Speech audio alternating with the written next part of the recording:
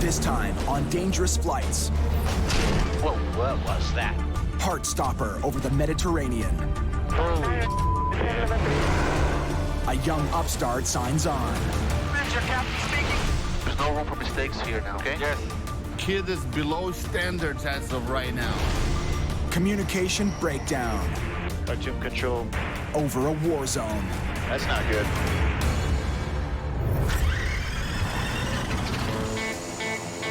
Let's roll. I was speaking thunder for the rain keep falling. There we go. All sounds to rumble. Are you kidding me right now?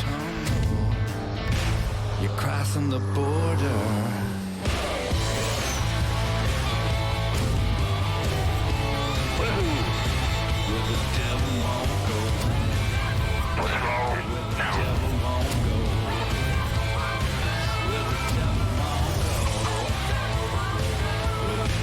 You're crossing the border.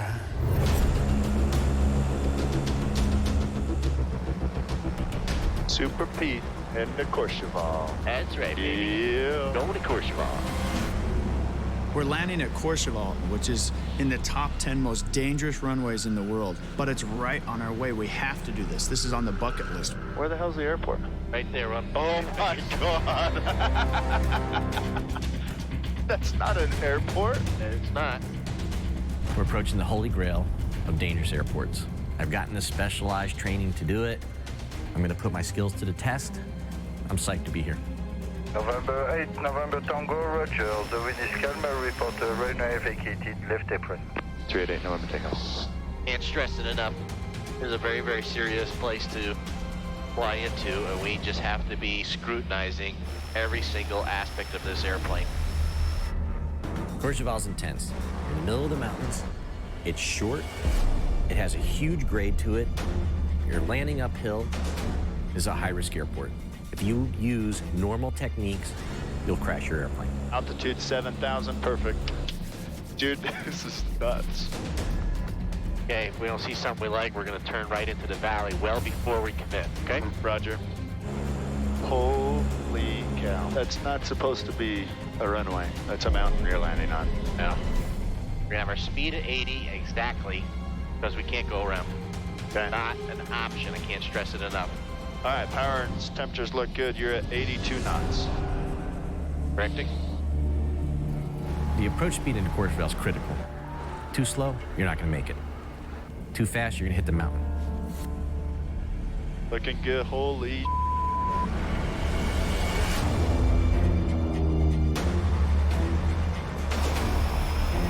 Speed's looking good, 80. 80, perfect. Power set, perfect. Dude. 80. 75.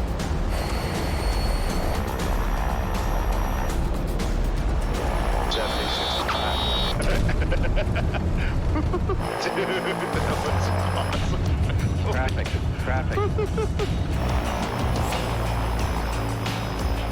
Cool, isn't it? That was insane. Dude, we're at the top of the Alps. You just landed on an uphill runway.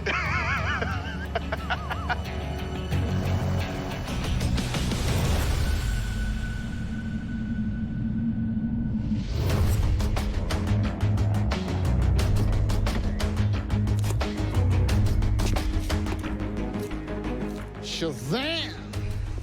How you doing, beautiful? This is it's the Ferrari, man. I mean, it's nothing like it. Marcio's in his element, delivering a Phenom 300 high-performance jet. I still the new aircraft smell. What else we got? Oh, score. All right.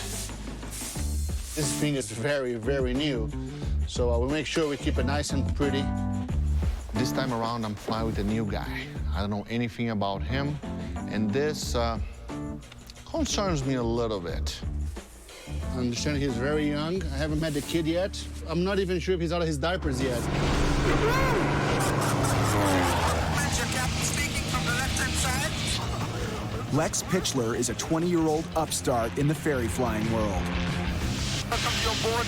I'm gonna introduce myself as South African. Flying African style. Just sit in, hit the throttle, and go, like Alex does. I started to fly when I was 15, engaged myself in the aircraft brokerage business. So I've been selling 5 to 10 planes per year and trying to get into the business of ferry flying. The sooner you start, the better it is.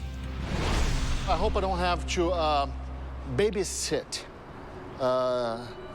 this new fella too much, you know? I mean, I hope he sits down and he understands what are the duties of a co-pilot. Hello. How you doing, Nice meeting you. My pleasure. Alex, nice to meet you. Nice Fine. to meet Yourself? you. Doing good, doing good. Good. So you do have a shaving kit, correct? Yeah, I do. Very good, okay. The guy walks in and the first thing I look at is the 3-day beard, you know, and said, wow, whoa. So come inside, take a look. I don't think you should show up for a brand new job with a 3-day beard. All right, there she is. That looks nice. Then a t-shirt and jeans and some hippie kind of bracelets. This is scratchable, so be careful. Okay, okay. Kid is below standards as of right now. Be shiny. Yes. Let's keep it shiny. Oh.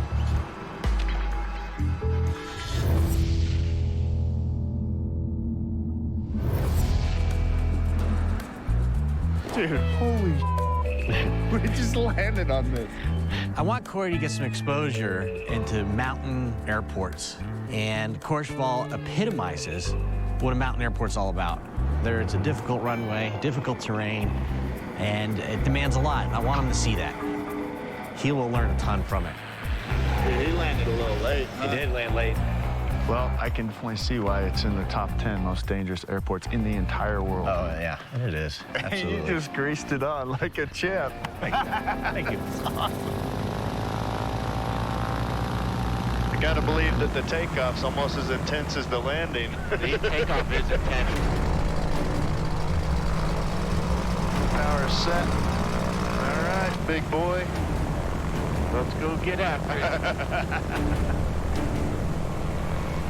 Ahead, an 18.5% downhill slope. Airspeed is alive, power is set. You've got a good engine, 40 knots. Oh my God. 45, 50, 60, 65, 70, 75, 80, 85.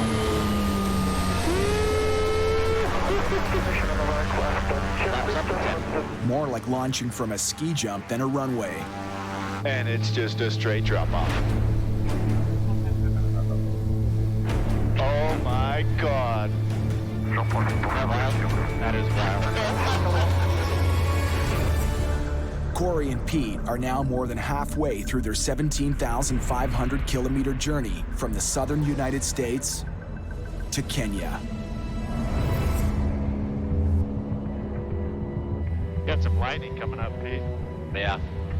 We need to get around this.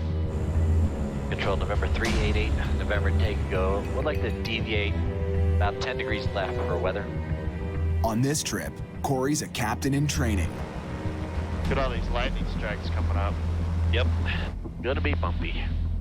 He's handled whatever's been tossed at him. Stupid radar's acting up again, man. But this next test Damn it. is for the advanced class. It's just terrific. Dude, we're in the middle of the too. We need this radar. Flying without a radar in weather is flying blind. You can't tell if you're flying right into the center of a thunderstorm. Should we try and turn it off? Yeah, go ahead and shut it down.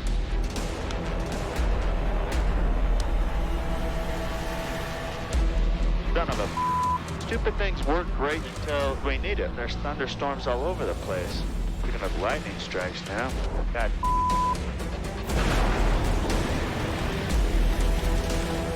They're picking up some ice, boss. Roger, take care of that situation. They pop the de-ice boots to blast the ice off the wings.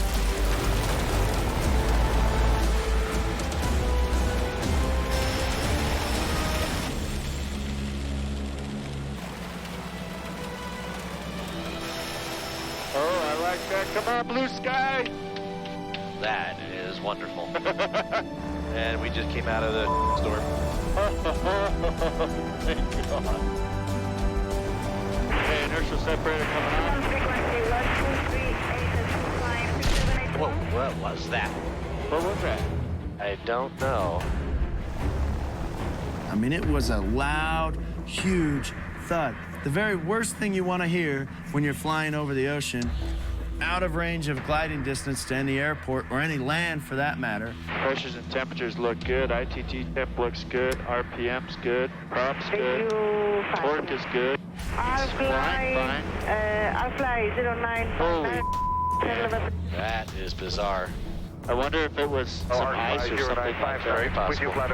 The intake of that aircraft may have built up some ice. It broke off, bam, hit the plane, thud. And of course, we're over the ocean, no gliding distance. Oy, oy, oy. Sure, it'll get your attention.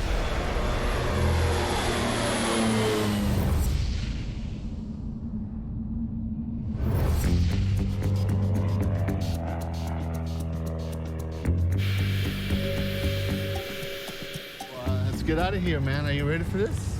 I am.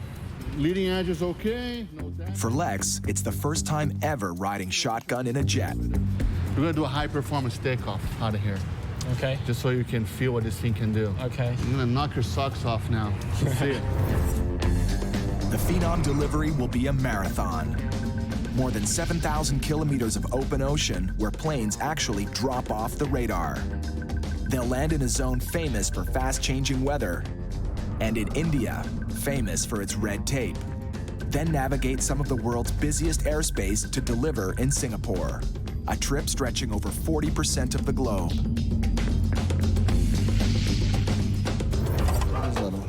Fuel cap's on, everything is off, okay? Okay. I checked the oil earlier, so the oil is good. Okay. I am expecting that he can at least, speak on the radio, file a flight plan, get a clearance, and have some basic instrument flight skills. This is not a mission that I can afford to have someone on the right seat that will drag me. It's all clear to me. I'm fine. That's it. We're good to go. All right, guys, take it over.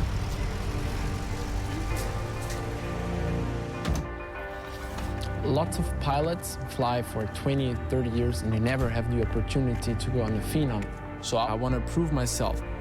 Lex, Yes. here's your paperwork. We're crossing the Atlantic. That's good. Thank you.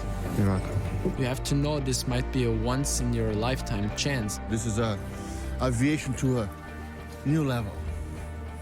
Let's go. 600 drop anchor, roger, hold for release, stand by. Ready for this, kid? Oh. Fly a jet.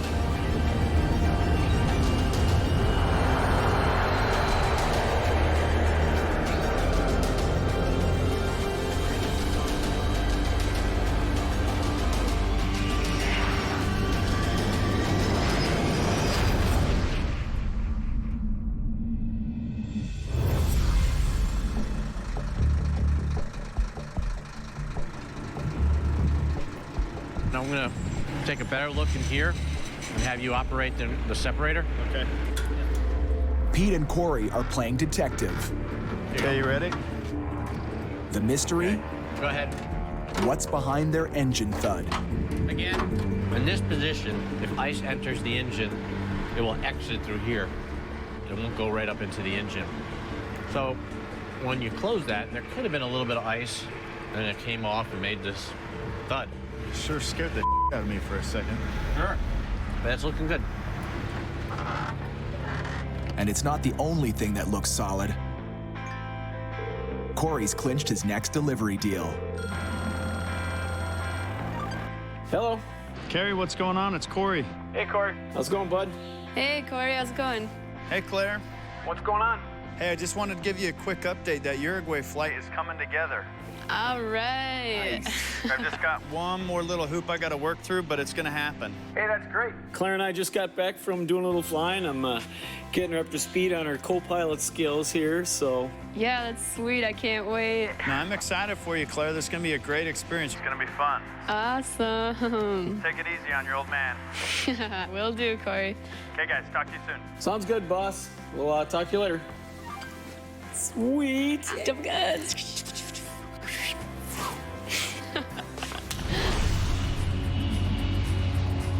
Roger, climb, maintain level 450.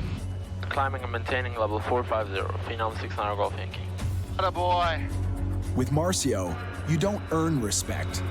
You fight for it. I'm expecting Lex to keep his eyes open, learn fast. If I tell you to do something, you're gonna do it exactly what I tell you, okay? Okay. You ready for this? In 3, 2, 1, put your mask on, put your mask on, put your mask on. Mask on.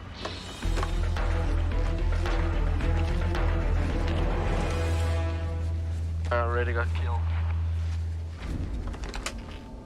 Mask test is something that, we're flying at 45,000 feet. If we have an explosive decompression of the airplane, people have to be trained on that.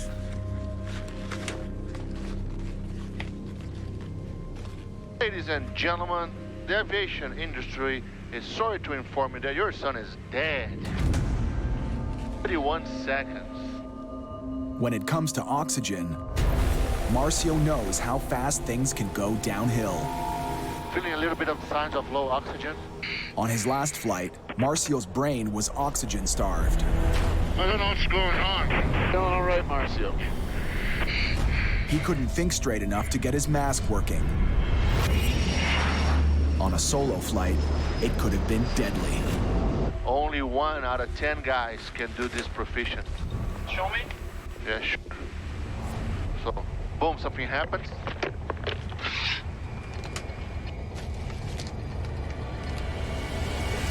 Okay. When I'm on my game, I do it in 3 seconds. I probably did it in 5 or 6, but I should do it in 3 seconds. How many seconds we got? Useful consciousness like 12? 45,000 feet, if that. I want to send a letter to your mama. Oh, Autopilot. Autopilot. this is bad.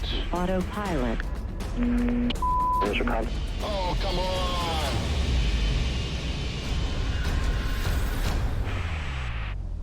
The hell just happened? Suddenly, I lost all my instruments. They're all gone. 45,000 feet above the Atlantic Ocean, Marcio's computer screen is suddenly blank. What is wrong here? I don't know what it is. Gone, his airspeed, direction, and altitude. The screen disappeared completely. I lost autopilot. I lost everything. Clear. This is not good. This is not good. You changed to the fuel something. Oh no, hold on a second. It's a bad time to have a rookie in the right seat.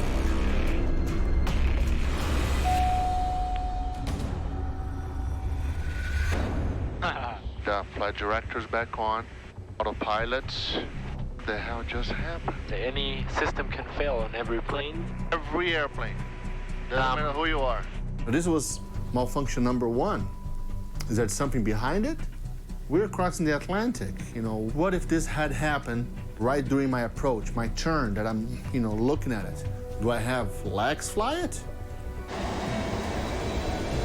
From now on, we gotta make it. The weather there is not great.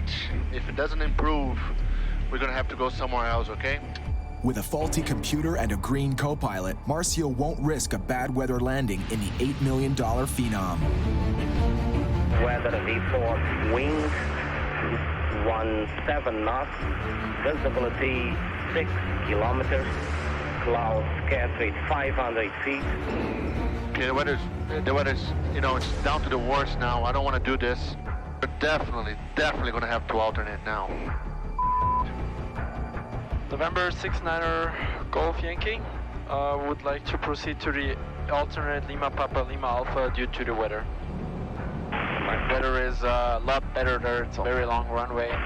November 69 Golf Yankee, I copied, requesting to proceed direct to lodges. I have to wait for clearance from lodges. Roger, we're standing by. Launches information. Runway 15 glide slope by the surface. Light to moderate turbulence. Okay, things are going from bad to worse. Part of the system that guides pilots to the runway is down. That means Marcio has to come out of the clouds at a higher altitude to land safely. All right, let's take a look at this approach. Let's find the minimums. To pull it off, they need the clouds high enough to see the airstrip clearly. Lex figures out how high. Minimum is 408 feet. Are you sure? This is basic stuff, man. Don't let me down now. You give me my blood pressure is rising a little bit. So. Right. It's a localized inoperative. What he said. If it's inoperative, then it's 520 feet. Okay, but that's not what you said. This is very important. You have to, you cannot make this mistake because otherwise we're in trouble. I didn't catch it. This is, this is a big problem, huh? It's a 112-foot mistake. Drop that low too soon, and you could hit more than the runway. Because there's terrain around, there's mountains, and I have to see the ground at a certain altitude. If you get the minimums wrong, you can, hit the ground. There's no room for mistakes here, okay? Focus, okay? Yes. You're running out of gas. You're across an ocean with this kid on the right seat, making mistakes. I mean to be hard on you, okay, man? I'm sorry, but you have to have my back.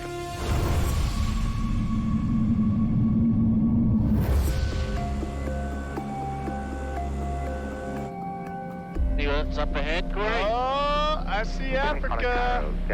My first time to Africa. They've put 15,000 kilometers behind them. Should get our shirts on here in a little bit, huh? Yeah. Now, Corey and Pete close in on their most dangerous stop, war-torn Sudan. I've got to come back, get in my luggage, and get our pilot uniforms on. We have to wear our pilot's uniforms coming to land flying through Africa. They respect you more, and it's a lot easier to get all your stuff done on the ground so we get back in the air. So the 4 bars mean captain, the 3 bars mean first officer. The question is, should I give Pete the captain's bars or should I put them on myself? Piss them off. Oh my God. It's like you graduated me into a real pilot. Oh my God. All right, where's my bars? Oh, why does usually have 3 bars on it? As I said, where are my bars? I don't know what these are. So Smartass has taken the captain bars himself. It's not just the 4th stripe that makes you a captain. I look good as a captain. I don't think I've ever had 3 stripes on. Oh, now this will be Facebooked. Oh no. Notice who the captain is. This will not be Facebook. Oh, yes it will.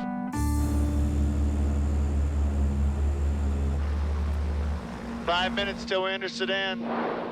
There's nothing but desert out there. I was really hoping there was a way to avoid it, but there's just, with our route of flight, there's no way to get fuel anywhere else, no way to make it. If you're planning to land in a war zone, you'd better let someone know you're coming. Good morning, Khartoum. Caravan November 388, November Tango, position new bar 0618. Over. That's not good. Khartoum, November 388, November Tango, position new bar. That's comforting. We're in the most dangerous countries in the world and we can't talk to anybody. Yep. Well, at least up here in the desert, we don't have to worry about surface-to-air missiles. What, do we ever have to worry about that? Well, it is a country that's been torn apart by war. Will there be guards with guns that come up, or? Yeah, there will. Guys come up with their guns, and they'll stand sentry around the plane. On top of just going into landing in Sudan, we've got cameras all over this airplane. We've got 3 on the dash and big camera equipment in there. And it's illegal to film in Sudan. I want to somehow cover up some of these cameras. Maybe just we'll throw up a little bit of piece of papers here and there just to camouflage them. Okay. If they think we're spies or something, we're toast. They're gonna keep us. I just hope to God this stop goes smooth. We get down, we get fuel, and we get back in the air. Final approach course is 357. And holy, here we come, Sudan. I'm not looking forward to this. Before landing, seats and shoulder harnesses. Coming on. November 388, November Tango, contact tower on 19. Good morning, Cartoon Tower. November 388, November Tango is with you. We have the airport in sight. Just in time to land, the radio comes alive. All right, coming down nicely. We're clear to land, ignition's on. And this has to be turned off. Make sure they're off. Okay, so as soon as we touch down, all I need to do is I gotta hit pause, pause, pause, pause, pause, and then just kill the power. Okay. I'll taxi slowly. Okay. Speed's 110. 10 degrees. Oh, gosh. There's some Army barracks. All right, speed's looking good, 85 knots. 75, 70. Oh, Peter scored one. November 388, November Tango, continue taxi vacate via taxiway Charlie, continue. Vacate, taxiway Charlie, November Tango. Okay, I'm gonna get those Nova 460 Alpha. cameras, you got radios? Charlie 28 passing will clear, internal back to for runway 36. Report, we're ready for departure. Give us some fuel and let us get the hell out of your country.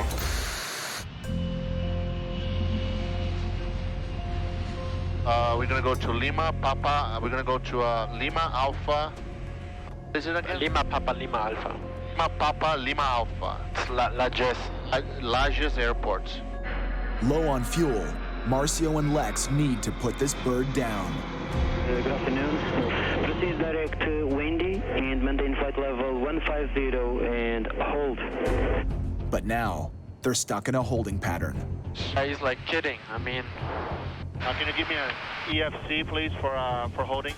It's unknown for now, sir. We are talking with the Portuguese operations to see if you are clear to land on the airport or not. They are discussing still, so... Yeah, we don't have too much fuel for this, okay? I can give you maybe 10 minutes. Can I set the approach? Not yet. We don't have clearance yet. I know from my experience because we wanted to go there. It's an Air Force base. I'm from Europe, so I know Europe and I know the airport. So we cannot go there, even if it's an alternate. You will need permission. It's a military airport. Oh, it's military. That's why. Yeah, it's an Air Force base. Want me to pull up the... I have other airports here. Hold on a second. It's public. It's public. It is public, but it's like with prior clearance to go there, you know? Do you want me to check other ones which are closed? No, this is fine. Okay. Marcy was like being the experienced pilot, you know, not listening to the young kid. November 69 Golf Yankee, you are only authorized to land if you declare an emergency, sir. Me? He was wrong, and I'm right, so he should listen to me sometimes. Okay, do you have another place that we can go that is a good weather?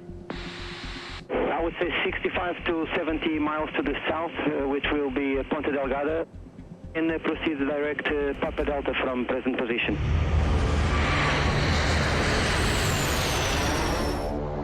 Can see the island.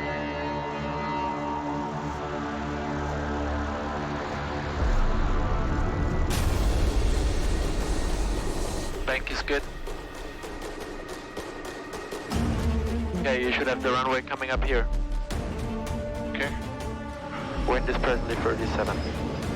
I have a strong crosswind.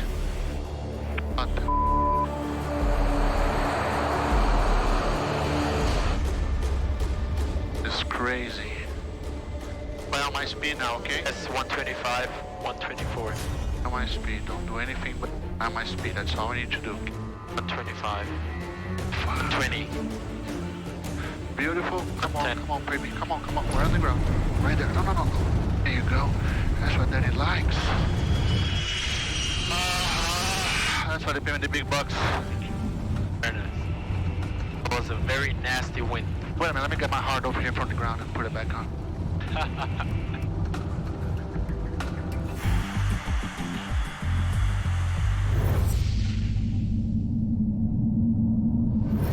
November 388, November Tango, request engine start. Started with the probe, let's go ready for taxi. Roger, call ready. Come on, baby, spool up. It's illegal to film in sedans, so unfortunately, there's no footage. It's just not worth the risk of them coming and starting to ask questions, taking us to jail, doing whatever the hell they want with us. Okay, you ready? I'm ready. Do it. Airspeed to live. There's 75. Flaps up. Selected. On our way. Good. Well, that is a huge relief. Yes, it is. That one is behind us. And you got to go to the bathroom. How'd that go? Sedan. I went to a new low in Sedan. So no toilet paper in the bathroom. If I didn't have to go so bad, there's no way. There's 3 things I always bring on a ferry flight: passport, cash, and toilet paper. And Corey got to learn this the hard way. I have a little squirter thing. It sat there and just squirted my ass. I had a roll of toilet paper in the back. Thanks, buddy.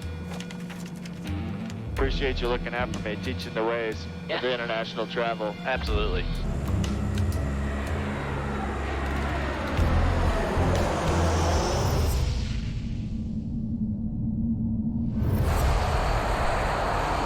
Height level change, right? Oh, it's a vertical speed. Vertical speed. Marcio and Lex aim for the heart of Europe and some of the most crowded airspace on the planet. November 6-9 Golf Yankee, you are very weak on this frequency. Backup frequency 6628 and cell call received. November 69er Golf Yankee. The proper response is cell call check, okay. Okay. Not received, cell call check, okay. That's cool. Are you up the first time? Because I forgot the altitude. Right. Make sure you say the altitude. Of course, of course. There's no room for mistakes here now. Focus. What Lex is doing is, because of his lack of experience, is not following standard procedures. You have to know exactly what you say, exactly what you answer, and that's the end of it. 1,000. Happen? Said 1,000 to transition. Don't say that. You don't do? Okay. I don't want to be worrying about if the guy next to me doesn't know how to talk on the radio. This is just details, okay? I'm just giving you the proper way Okay. of doing it. Good. My personal opinion is, as long as the controller understands what I'm telling him and he's not complaining, then it doesn't matter how you put the radio transmission. Climbing to level 240 and stand by, November 600 Golf Yankee. Do you want me to ask high? 270 for now. 270? It was 270, November 600 Golf Yankee. He took over control in some situations where it actually was my turn to do the radio. Then it really annoys me. 280. You just have to keep calm, shut your mouth, and that's it. Continuing climb level 300, November 600 Golf Yankee. 300.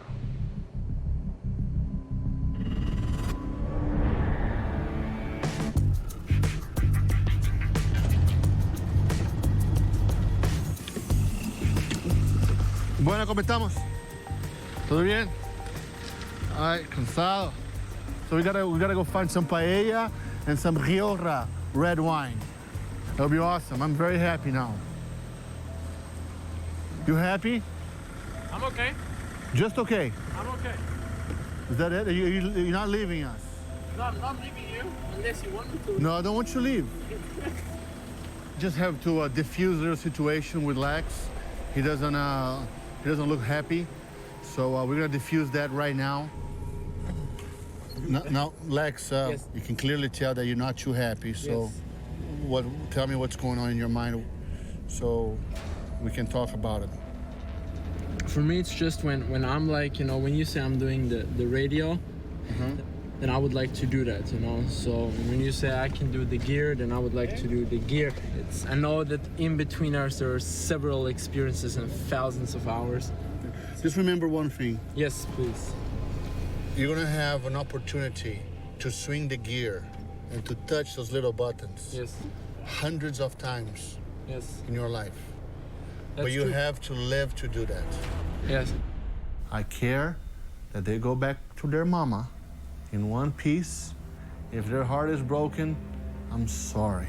There will be some times that we get to get the job done and live to talk about it, okay? And to have a real heart. Yeah, I'm not here to make him happy. I'm here to keep us alive, man.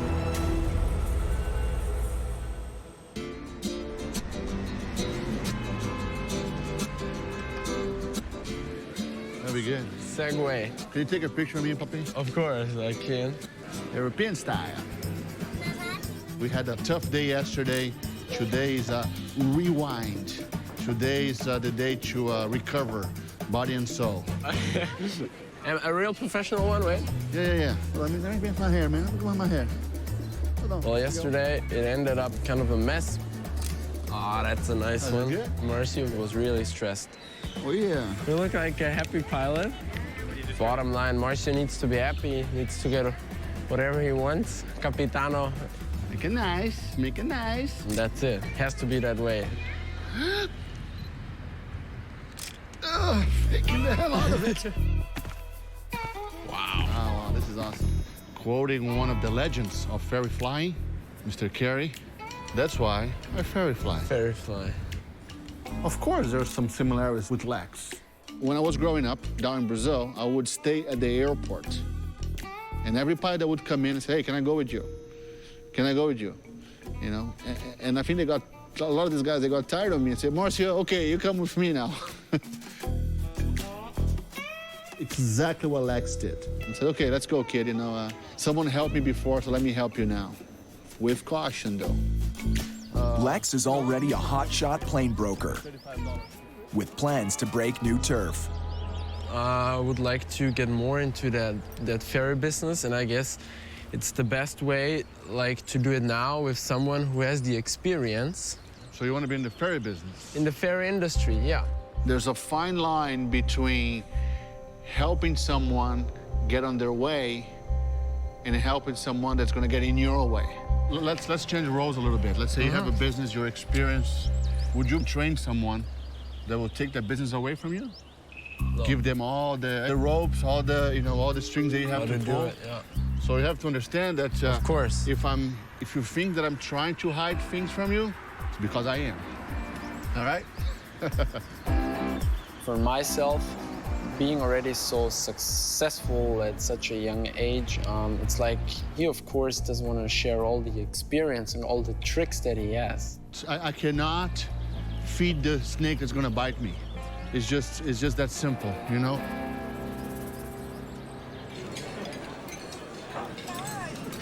Hi! For Lex, it's business before pleasure. Hi! How are you? I miss you too. Oh, I will talk later then. Bye-bye. Sorry, but there was a client I had to pick up. No worries. Plane sold today. Shazam! You know who's buying the beer? You know, he's 20 years old and he's selling airplanes. I'm 41 years old. Ask me how many airplanes I sold in my life. I tell you, one. Okay? For a friend of mine. Very good. We're proud of you, my friend. They say a little competition's a good thing. And before this trip is done, Marcio won't be the only one looking over his shoulder.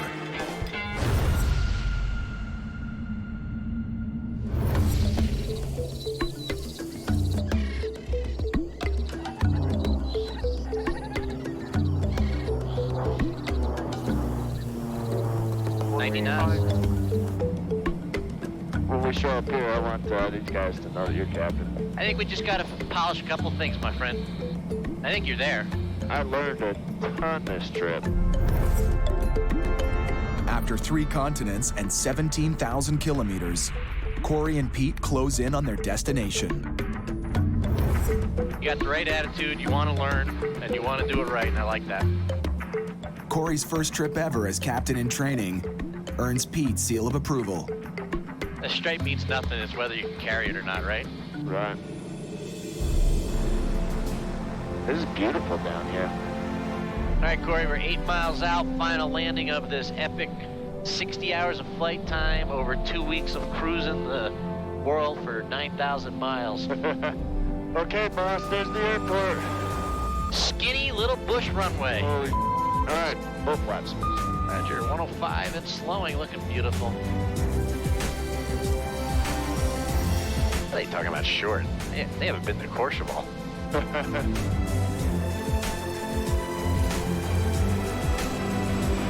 Beautiful. All right, a little less speed, it'll save their prop.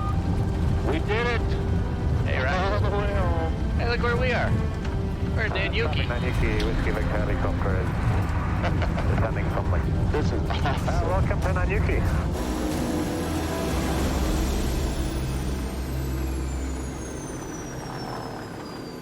Well done. Very good.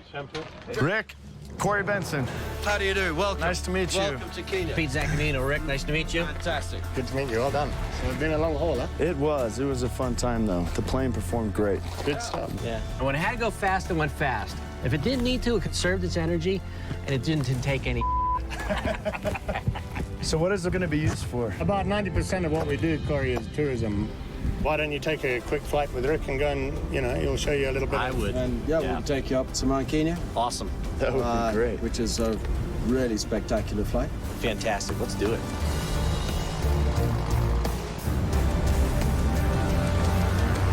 Out in Kenya, here we come. This is awesome.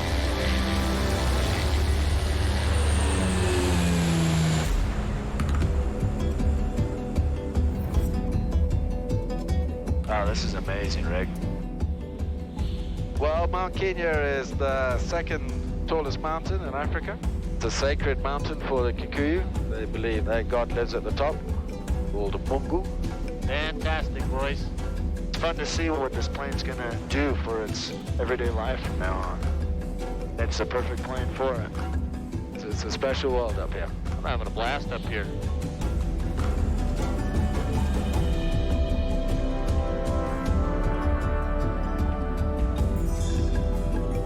And then we'll just come down and head back home. Roger that. This is amazing.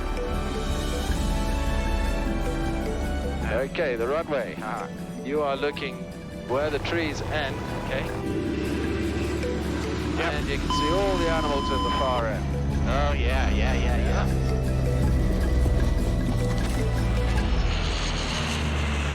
Lots of zebra, huh? Wow! Now you can see that we have a different definition of zebra crossing in Africa. I love it. Well, there you are, your first landing in the bush in Africa. Wow, nicely done, And I don't actually believe it. I think you've done that a few times.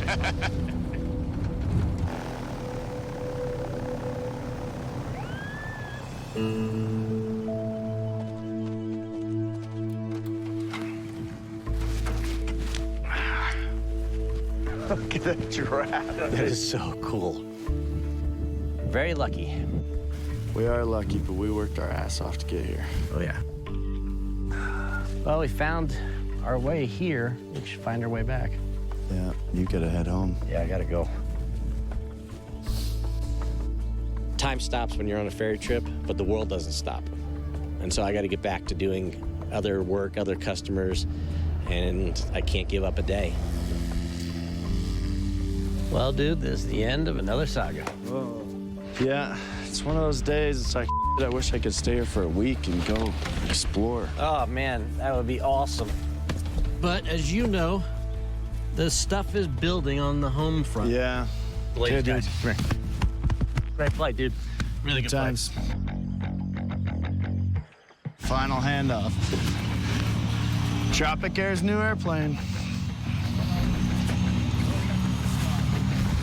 She was good to us. Now, time for a long-ass airline ride home. See my kids, get the shop back, get the business back in shape, and head out on the next one.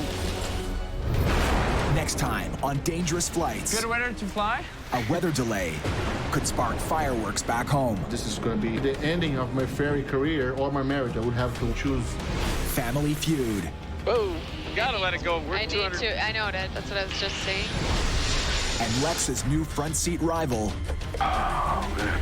is feeling the pressure. Well, the worst thing that can happen is that the membrane inside your ear gets completely ripped apart. This time on dangerous flights. We're at 300 knots. Over the speed limit. If a bird goes through here, we all dead. Spanish? Yes. English? No. Claire gets lost in translation. Landing fees, tariffs. You ready for this adventure? I'm absolutely ready. And Lex suddenly has a rival on board. He's taking away my seat. Let's roll. I was speaking thunder for the rain keep falling. There we go. Oh, sounds to rumble. Are you kidding me right now? You're crossing the border.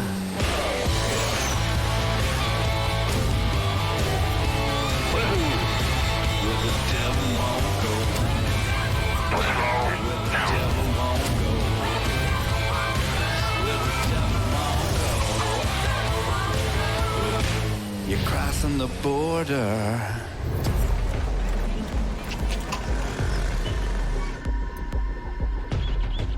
You know, it almost makes me nervous that we're not finding much except a dirty filter. I know. Because there's always something wrong with every airplane I've ever seen. This 13-year-old Bonanza is Carrie's next big delivery job. When you're meeting a plane for the first time, you never know what you're in for. Even the best-looking plane can have big problems. And master mechanic Russ has been flown down to Uruguay to help find them. Did you check the cables and pulleys yet? No, not yet. We're looking at everything because this is not only a dangerous flight, it's a long one. What's wrong with this thing? It's gonna bug the hell out of me if I can't figure that out. No plane is perfect. Carrie's just used to flying a bunch of junk around, so this is really gonna scare him when he gets into a nice airplane. Even I'd go with him on this flight. When you can get a mechanic to fly with you, that's pretty darn good. But Carrie's real co-pilot is already on the way. This is a really special ferry flight for me because it's the first flight that I get to take with my daughter, Claire. This is gonna be quite the journey. I'm so excited, like especially to share this with my dad. We're both quite the daredevils. It's gonna be awesome.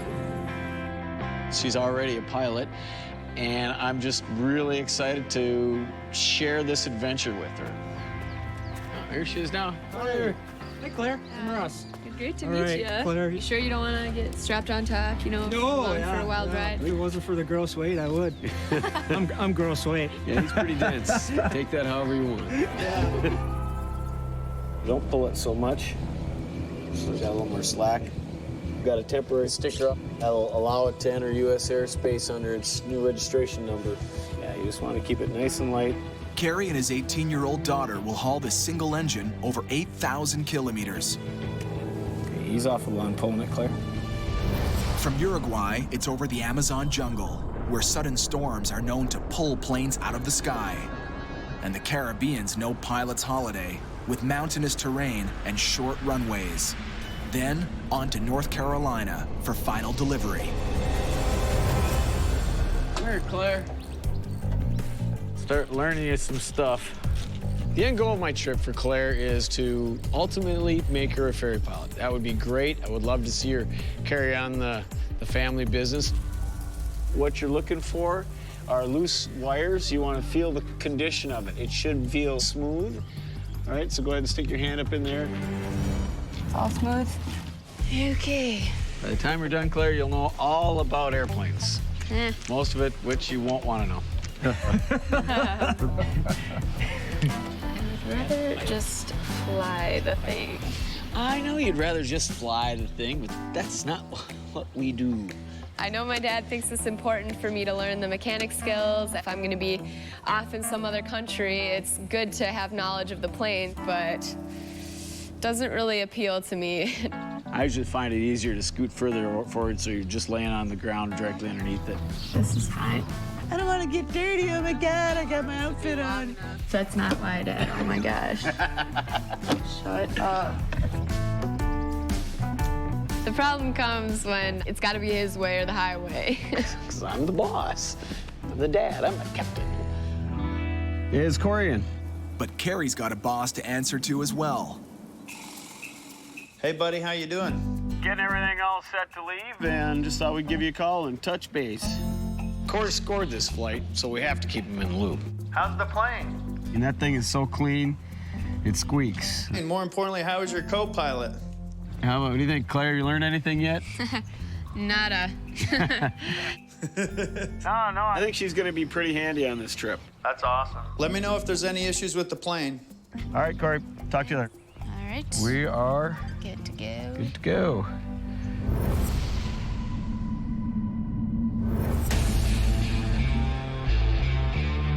Carrie's not the only one saddling up with a young gun.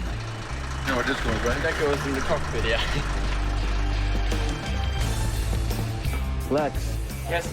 4 days in with his rookie co-pilot, So we're gonna establish some procedures. You swing the gear. Marcio raises the bar on Lex. You swing the flaps. Okay, on my command. Okay. I'm expecting Lex to learn fast. If he gets to a point that I have to tell him 2 or 3 times, hey, here's how you have to do this, it's gonna be a problem. So you set the numbers. So if he says, climb on 10,000 feet, you go ahead and you dial 10,000 feet. And same procedure for the approach. Hold the setting, so throughout the whole flight. You set altitudes and headings. Okay? Concentrate on that. We have a community of ferry pilots. This is a very tight club, man. We know everybody. It's time to fly now. You know, I can go to that group of ours and say, hey, Lex really sucks. You know, and that's the end of it. Hey, Lex, bring that back. Bring that back. It's hard for young people in aviation to prove themselves because experienced pilots look down on you, so it's very, very hard to perform well and fulfill their expectations. There you go. You ready for this? Right side is clear. We're fit for takeoff. Lex is 20 years old, and he's already racked up 700 hours in prop planes. 80 knots. First check. But it's his first time out as a jet jockey. Positive rate of climb. Up. Up. The Phenom trip is a great opportunity to prove myself as a potential ferry pilot. Flaps up. Flaps up. And I want to perform well so that I will be called for trips in the future. So far, Lex and Marcio have covered 7,000 kilometers, all of it over open water. Ahead, 4 border crossings, including India, where red tape can tie up a plane indefinitely. Final touchdown, Singapore, a trip that covers almost half the circumference of the planet. So Lex, look at this. We can barely make it to Italy at this flight level. If there's one weakness that you can fight at the Phenom, is that at lower altitudes, it burns a lot of fuel. We are requesting flight level 450 if possible. If I don't climb, I don't get to my destination. Jack is my good luck charm, so Jack, give us a little bit of a good luck today. Number 69, go 20 climbs at level 450. Go straight to climb for level 450. So go ahead and put it level 450. I got it. Marcio, it's getting a little older. So as I get older, my patience is decreasing a little bit.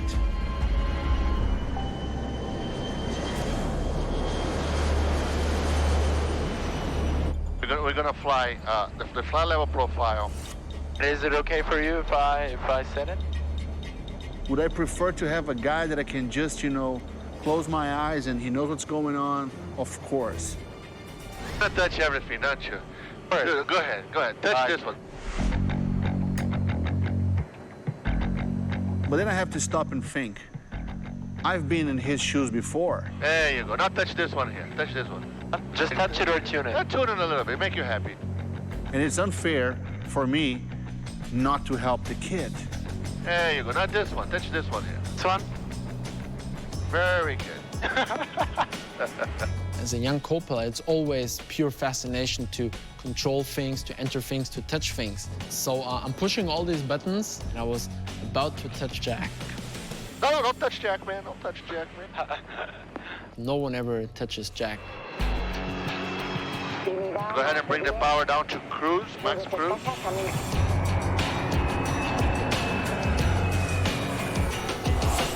X cruise set. Oh, just jet, man. Damn.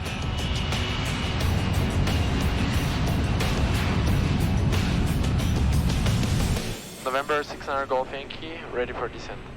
But as they descend, tensions flare up again. They want us to be a certain speed here. We're at 300 knots, dude.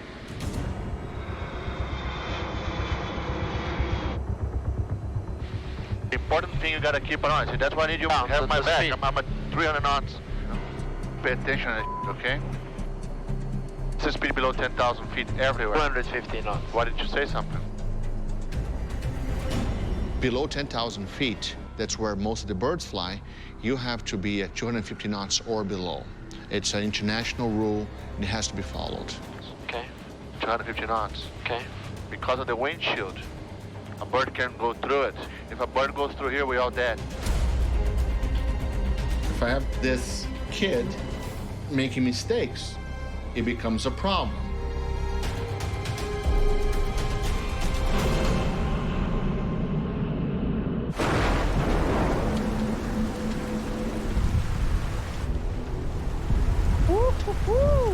Good weather to fly?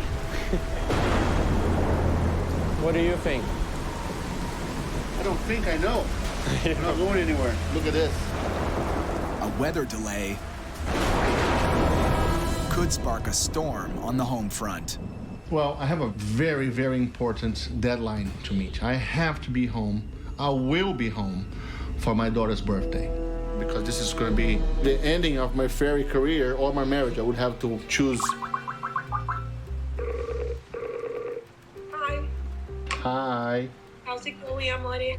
Very, very, very rainy here. Thunderstorms. Okay. If I had plenty of days to burn, I wouldn't care. But now we don't. Want me to come back? I come back in one piece. Okay. Bye-bye. I love you. The weather's horrible, so we're not gonna fly today. We're gonna fix a problem that has been bugging me for a while now, since the very beginning. Okay? Okay. The first impression of Lex was not good because of his appearance. Hello. The guy walks in and the first thing that calls my attention is the 3-day beard. It's a big no-no for any professional pilots. You know, I've been requesting a nice clean shave from Lex for the last few days. It hasn't been complied with, so I think that a little intervention is required. Are you sure he knows how to do that? All right, easy does it, okay?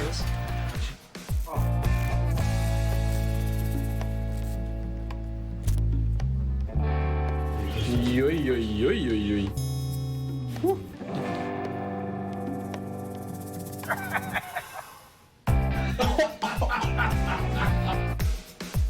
Now, on a serious note, your hair over your ears and your sideburns going everywhere, it doesn't look professional. What we're looking for is just a haircut. You got nothing. You got just some...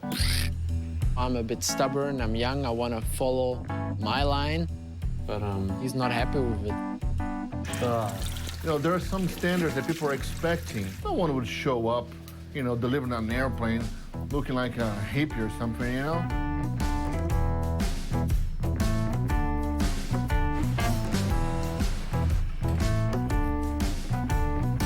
Look at that kid. Really good. Lex, very nice. Nice, huh?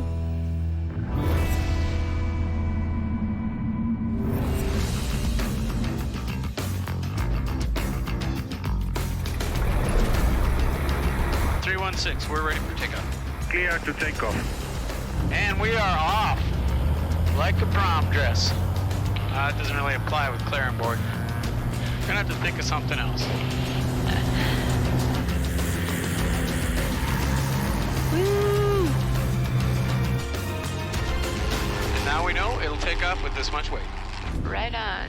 I didn't overpack too much.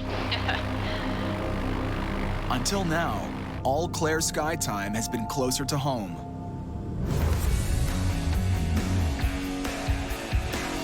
Flying is something that's always come really natural to me.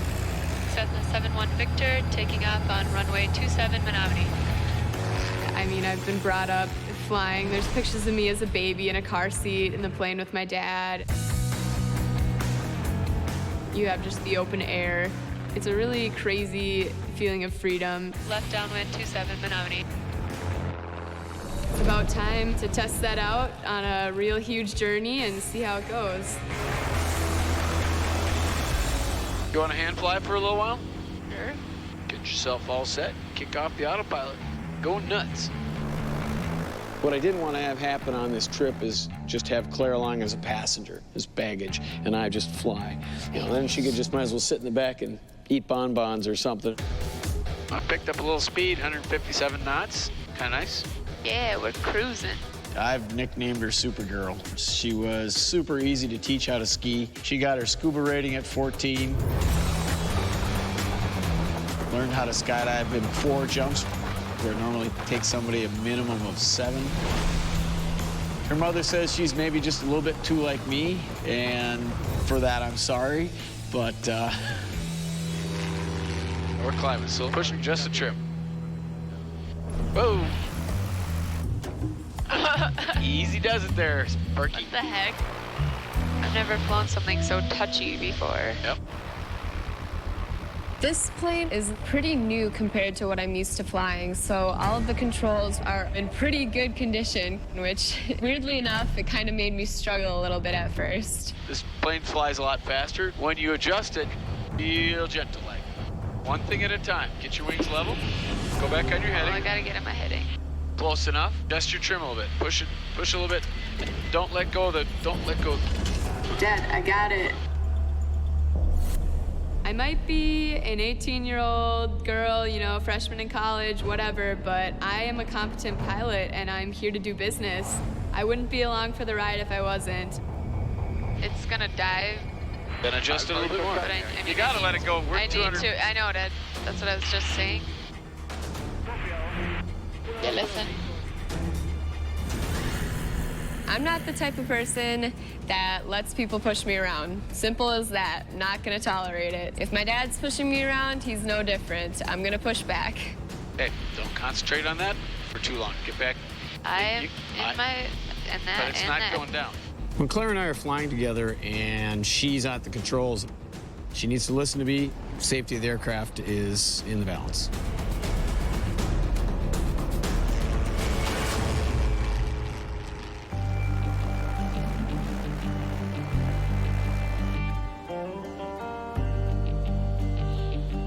Hey, Claire. Want to have some fun? Sure. Set up. Grab the controls. We're gonna do a little slalom course. We're gonna pretend these clouds are mountains. Cloud surfing is excellent training for a new pilot. You really have to learn exactly how to fly the airplane to its limits. And if you screw up a little bit while cloud surfing, no harm, no foul. You got to get the feel for the airplane. So if you ever have to do any actual hard maneuvers, you know what it can do. What I want you to do, ooh, bouncy, bouncy. See that gap there? Building up a little speed. I want you to pull up over the top of that cloud. We're not, look like we're in radar contact, so. Not exactly good form to fly all over the sky, but we're out of radar range and no one can see us. So let's play a bit. You want to bank so you don't hit it. Not yet, not yet, not yet. You're too far away. Hey, go through the gap. Through the gap. What are you, sideways or what? Yeah. Not 100% sideways. Lower your nose. Now come left. Come left. Hard left and lower your nose. Hard left. Hard left. Hard left. Do not hit that cloud. It's a mountain. There you go. Pretty fun, huh? Yeah. November 316 Papa, approach. November 316 Papa. I know you are making weather deviations. but if possible, maintain high speed. 316 Papa, roger. He said, I know you're making weather deviations. No, we're just kind of screwing around. I guess we'll stop.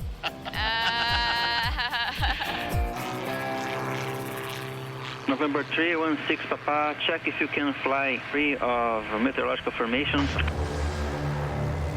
Okay, he's giving me actual instructions here. I guess I better do some of that pilot math. You might want to put on your shoulder harness too if we're going to go blasting through a lot of these bad boys. We might get kind of bounced around.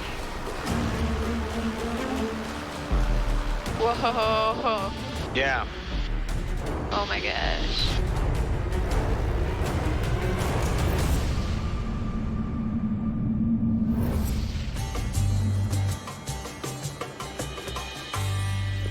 Okay, who speaks English? We received your flight plan and it's on the way. Okay, Gan. Thank you, Donna. After losing a day to bad weather, Marcio's got to get a move on. I need to make sure that he is the one putting gas. Otherwise, he might give me a $5,000 bill. Reining in cost is key to making it in this business. Been doing this for way too long to know how these things work. In Turkey, Marcio's on the lookout for price gouging. If you negotiate, they will charge everything that they can. They send you a quote, and then you get it and say, oh, wow, but that was the tax this, the fee for that, the fee for this. Sir, the receipts coming as well? Coming. With the price on it? I'm not sure now it's writing about price. So we are refueling the Phenom, and Marcio wants an invoice, but they are refusing to give him the receipt. And I think he was kind of scared that they are going to charge a different amount. No, but I want your services prices. I want your prices. Okay, I will. Handling charge, transportation charge, your services, okay? I want to see how much this costs. I don't like surprises. And especially I don't like expensive surprises. Merkür'le kontak kuramıyormuşsunuz, öyle mi? Don't make it, I will send it. I'm so sorry. I mean, I don't understand. Who is saying no? Merkür. Who's Mercury? Understand? No, I don't. Honestly, I don't. I'm so sorry. Marcio is stiffed on a final receipt. That means they're gonna get screwed. That's what it means. He'll get billed for this later. Exactly what that means. Being experienced doesn't mean that you're invincible. Things can always happen. Take off. Okay. 80 knots. Roger, checked. Gear up. Positive rate of climb. Gear up. For Lex, the miles logged so far on this jet are paying off. Climbing level 210, November 69 Golf Yankee. Being young doesn't mean that I'm not competent. Over the hours, you get to know the plane. November 69 Golf Yankee, confirm passing altitude. We are in 2,000 feet, November 69 Golf Yankee. And I'm able to catch up with a lot of things very quick. Circle 11, which way was circle? Circle to land, not off arrive, north or east of runway. It builds my confidence, just like going from 0 to hero. November 69 Golf Yankee making its inbound turn. Continue approach final runway.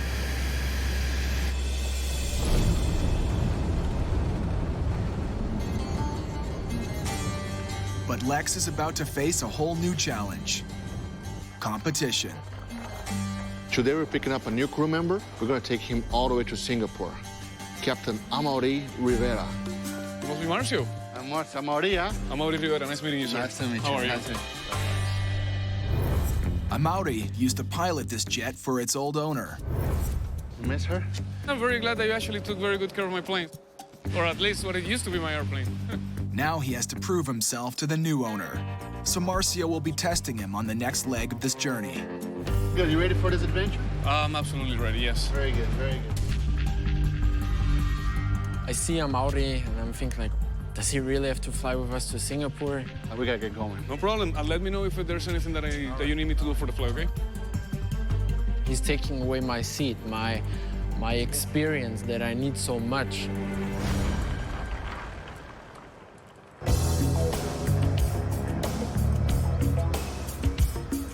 Hello. Hey, Kerry. How you doing? Gotta call Corey again while we're on the ground. Any of those crazy storms I'm giving you any trouble? They looked dark, but it was absolutely a beautiful flight. I sure miss the good old days. No cell phones. The boss couldn't check up on you. All you did was get in the plane and go. Well, good luck with chasing those storms down. Be careful. All right. Bye-bye. All right, Claire, why don't you go see if you can take care of the landing fees? How the heck am I supposed to ask them in Portuguese? Just go upstairs to the airport administration and see what you can do. I don't speak Portuguese either, so. Good luck. If she's gonna be ferrying aircraft, she needs to learn how to do this. A lot of times, you know, we don't have a set plan. We don't know where to go. We don't know how to speak the language. You just dive in, get whatever help you can. Spanish or Espanol? Yes. English? No. Yo necesito pegar por la avión. Okay. Landing. My dad thought that having me along, I'd be like a little translator, but it's a little different in the classroom in Wisconsin than it is out in Brazil. Hola, yo necesito pegar por la avión, ir aquí, landing fees, tariffs. We landed here, so we have to pay landing fees. Do you need feeding the flight plane? I think that's okay. I had no idea what he was trying to say, and he was really confused too, so yeah, that was interesting. I just want to get out of here. It's taking forever. Please. This is your taxi fee, okay? And this is liberation to take off. Sounds perfect. Thank you for all your help.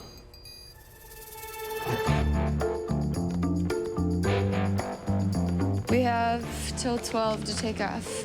Okay, I thought it was gonna be so easy. What took so long?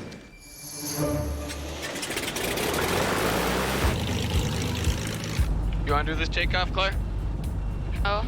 This plane is a little different compared to what I'm used to flying. It's a pretty heavy airplane. I'll tell you when to start rotating. The big trick is to be smooth. Don't jerk it off the ground. All right, here we go.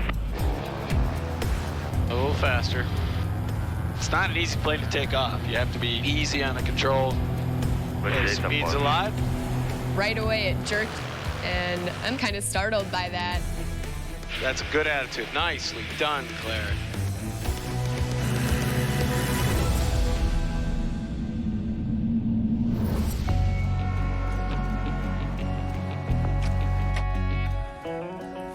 Morning.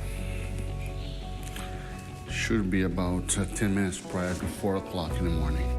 Time for Marcio to muster his two co-pilots for the final push to Singapore. Yeah, we'll see how Maurice feeling, man, because he was pretty sick last night. Let's go check on him, see how he's feeling. A bad sinus infection has Amaury laid low. Hey, man, how you feeling, buddy? Yeah, I'll be downstairs in 10 minutes. Okay, we'll see you downstairs in 10 minutes. You know, from all my calculations, flags, distances, everything went fine. There's one major mistake that I made. It was the number of socks that I should bring, so now I'm on my last pair of socks. They happen to be white. Downstairs, Lex Maybe a bit too big? is wearing white too. You know, this is a pilot makeover edition. Some space. Huh? Nice. Good. You know, he came out as this little hippie dude, you know, and he came out of there, you know, an aviator. It's gonna be a huge day. It's gonna be the longest day. It's the last day, so I really wanna get there before sunset. Now it's almost 4 o'clock in the morning, so. Mauri is sick. What I think of is, of course, I can fly the remaining legs, which doesn't sound nice, but every chance that I have to fly, I need to take it because it might be the only one that I have. There's something coming. Here we are. Amaury seems to have rallied back from his illness in time to face his critical test. Captain Amaury, how are you? Can you fly? Can you fly? Yeah. This is our last day, and this is the only chance for Maori to fly with me to get my evaluation. A Maori needs 2 thumbs up from Marcio if he wants to fly for the new owner in Singapore. A Maori has to prove he's fit for the job. It's that simple. The job has certain requirements, and he has to check all the boxes. This is going to be a right turn to runway 11. Clear on the left. On the right. What I've been looking for in a Maori is flight skills, professionalism, safety in the cockpit. That's what I really care about. Ahead of them is a 4-hour flight to India, then another 4 hours to Singapore. This is not an ideal situation. He's pretty sick. We're gonna see how it goes. November 69 Golf Yankee is ready for departure. Sitting in the back of the plane as a pilot is, of course, not a nice thing. B1, rotate. Because you want to sit in front, you want to be in the game. Positive right, gear up, please. But a Maori is fighting to stay in the game. My future job is at stake here. 1000, when the lights off, windshield hits on. And I need to perform at 100% of the time. 1,000-foot checklist. External lights on, weather radar is set. So you can imagine the pressure that is over my shoulders. Windshield hit is on, checks completed. Give you pressure in the ears? Huh? No, it's mostly on the sand, probably. Yeah, I feel the ear popping, which means that the ear is making an effort to equalize, which is a good thing. That's something that you want.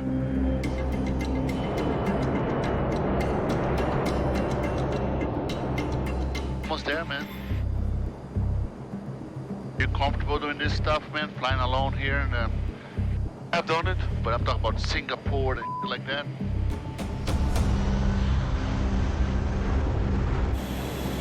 Radar November 69 Golf Yankee. November 69 Golf Yankee radar. Yes, sir. Request a descent. November 69 Golf Victor descent flight level 150.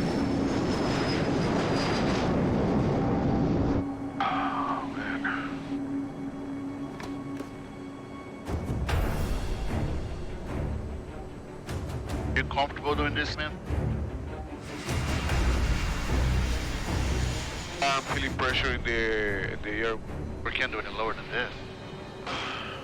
The worst thing that can happen is that the membrane that you have inside your ear gets completely ripped apart. And that means that you are not going to be able to fly for probably months.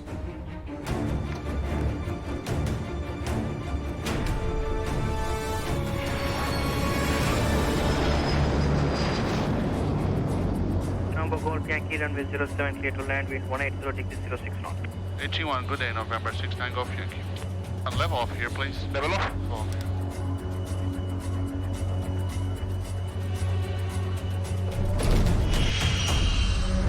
A Maori's eardrum is still in one piece. Let it go, let it go, let it go, let it go, let it go, let it go. But is his job.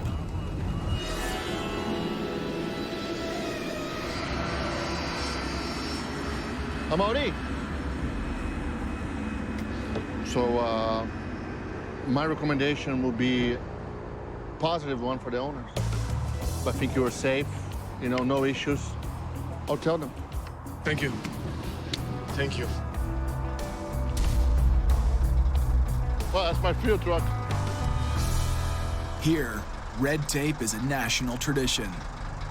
The pure example of bureaucracy in India. Usually to get a fuel, I have to sign one piece of paper, one receipt. Here they requested 4 signatures. They're not allowing us to go there because we don't have a visa. So they're gonna have to come back here, get the money, go back there, pay the money, get another stamp, another signature, come back here, file the flight plan, go back there. So it's gonna be back and forth about 3 or 4 times. Marcio is very well organized. He wants everything to be planned in detail, but some countries, when you go there, it's just different. They still need to log 3,000 kilometers to deliver the jet tonight. Honey, I'm almost there. And Marcio has to deliver birthday greetings. Get the cake ready. To his daughter back home in just 24 hours. 2:05 in Singapore, no, 2:10. We're already, we should be in the air now 10 minutes ago. The clock is ticking. No, sir. I send multiple emails. Okay, I'm tired. And I've been here for more than 1 hour now. I send multiple emails. That's what it is. I mean, I sent multiple emails. Oh, it's typical Indian, man. I can see that Marcio is not far away from exploding. I mean, he can't do anything against it. It's just how things are. You got to be kidding me. You guys told me 10 minutes. It has been an hour and 10 minutes. No, what about no? Customs. He has a certain limit, and beyond that, I don't want to be close to him.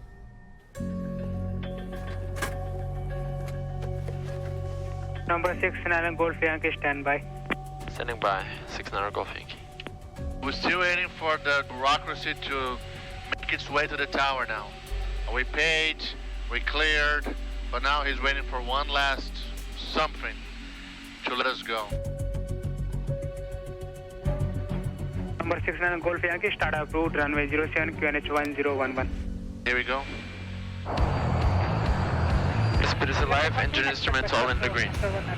Positive rate of climb. Get up. Get up. A 2-hour delay in India. It's already 5:15 now. Will put Marcio and Lex down after dark. We're there at 8 o'clock at night. And that's a problem. This airport now, where we're going to go, our final destination, and it's a visual airport, so there's no instruments to help me. I'm going to be looking outside the window. Also, it's getting dark. I'm a little bit tired as well. It has been a very long day. It starts to build a little bit of anxiety.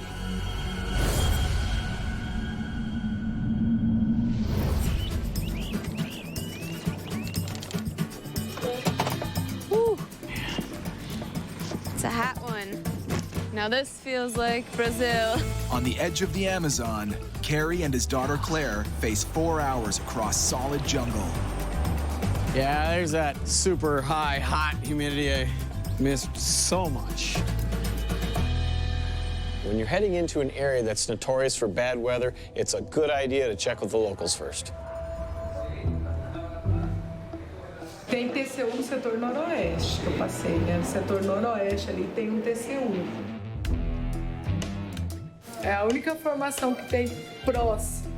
Well, apparently that was funny. This weather briefer is giving me tons of valuable information. Manaus. You think that will get Saída. bigger? Unfortunately, I don't speak Portuguese. Possibility, boom. Where you guys from? Wisconsin. Coming from Miami. Oh, yeah? Where you guys going from here? Manaus? Manaus. It's terrible that way. Is it? Really, right now? Yeah, we're trying to decide if we're gonna try and go now or not. I was jumping like a kangaroo. Yeah, yeah. It was very bumpy. I'm going to stay over. I really trust what a fellow ferry pilot tells me about the weather on the route he just flew, because we're kind of a band of brothers. We look out for each other. I mean, if we have enough fuel, you think, I would say let's just try it. You ready to get bounced around? Go for it. Yeah. Might happen. I don't know. It's up to you. I know. Normally, I'm the one who's going for it, and all of a sudden, Claire wants to go for it, and I was the one thinking maybe we should call it a night. I mean, if you don't think you can handle it. All right. I'll go for it. Crazy girl. Why not? Your flight planning will be for tomorrow? No, we're going for it. Now? Yeah. You going? Yeah. Good luck. It's too big. The thunderstorms are too big. That's a small airplane. Speed's alive, and go. Coming up. You're up. Crazy girl. Scary Clary. Carrie Clary.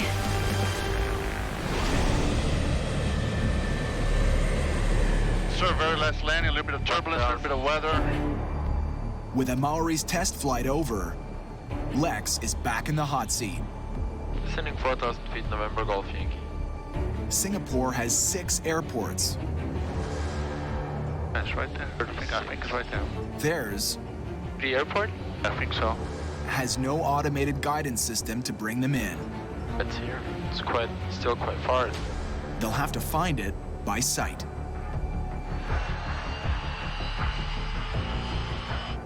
Do you think that? I'm not sure. It would be too close, I guess. You have to spot the runways somewhere in between all these lights.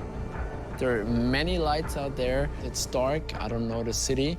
And now I really have to help Marcio out because he's focused on flying. I think it's right there. I see a light. At the flashing? That's it. That should be it. Keep an eye on that at the airport, okay? Keep an eye on that. Yes. It's the biggest test.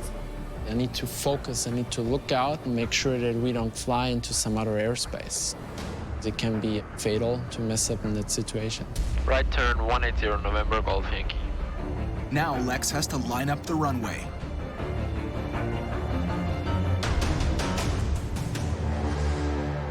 Runways in sight? Yeah, gear down. Gear down. November Golf Yankee, final runways in sight. Runway surface right. A wet runway can throw a fast jet into a skid. Keep an eye on my airspeed now. Yes, I will. They need to come in low and slow. We're a team, and we have to be one unit together. 125. Lex has to be bang on the numbers. Flap to 3, we're good to land. 116, 114, 112, 110. Okay, another 3. Only guacamole. We made it.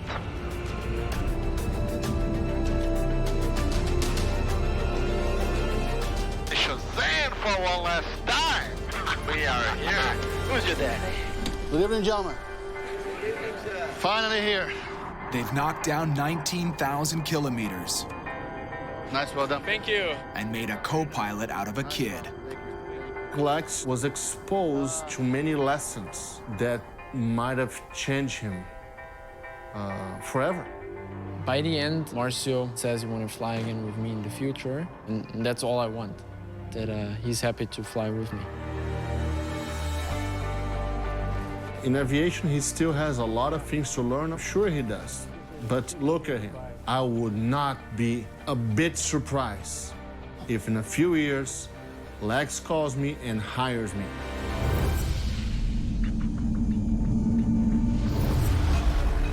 This puts us officially in the Amazon. Boy, we are already over some pretty serious jungle. Yeah. Crazy. Yeah. Dense. You know, Claire, when we started this trip, kind of thinking, well, you know, I might have to take less chances with you along because, well, you're my baby girl and I got to take care of you. And I never thought you'd be the one pushing me to take more risks than I normally would. Part of the reason I wanted to go so bad is to see some real action here. I mean, this trip's been way too easy so far. I know it can't be that easy being a ferry pilot. Not turning back now. We don't know that. Okay, we don't know that. When you're pushing the range in some of these airplanes and you're dealing with weather, it is very important to have a backup plan. What I try to do is save as much gas as possible. If you get to a huge thunderstorm, You've got extra gas to orbit and wait for the thunderstorm to move out.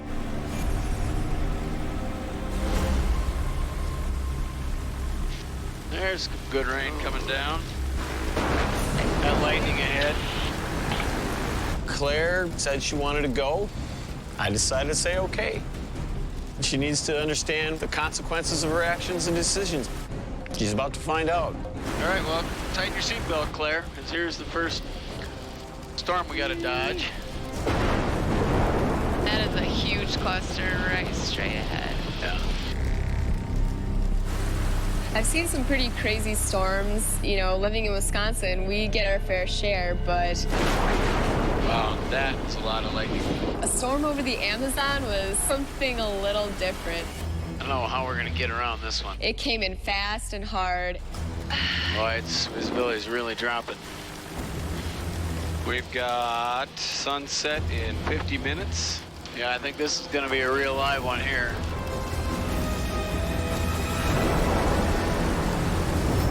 Next time on Dangerous Flights. Police Federal. Federal Police. Busted in Brazil. This sucks a lot. There's another one. Alarm over Africa. Are we talking last year? I don't know. Noisy as hell. And Crash Course Extreme Edition. You should be careful under the snakes. This is crazy. This time on Dangerous Flights. I can't hear anything. The pressure blows at 10,000 feet. We need to turn back now. We're having multiple problems with the airplane. Oh, now you've overshot it. Go back. A father-daughter delivery job Dad, becomes a sky-high sparring I'm match. not gonna get any better with you yelling in my ear. Strapped for cash. We just put a boatload of gas in the plane and we have no way to pay for it. Brad and Stu get stuck in a runway standoff. There's a semi-truck parked in front of us. We can't leave. Let's roll. I was speaking thunder for the ring keep falling. Here we go. It all sounds to rumble. Are you kidding me right now? You're crossing the border.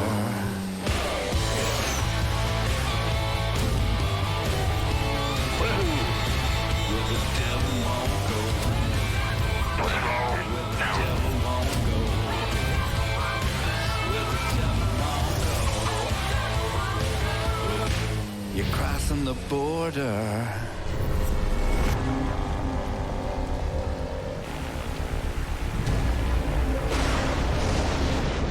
Real deal, man. Real deal. This is exactly what Kerry and his 18-year-old daughter Claire were warned about. They were right when they said it was going to rain in Manaus, though, because it's raining like hell over there. Whoa. Earlier today, locals tried to steer them clear. Is it? It was very bumpy. I mean, if you don't think we can handle it. I tell you, if I was by myself, there's no way I'd be going today. Well, we're going. Kerry's an old hand at storm dodging. That is a huge cluster right straight ahead. We're running into bad luck here.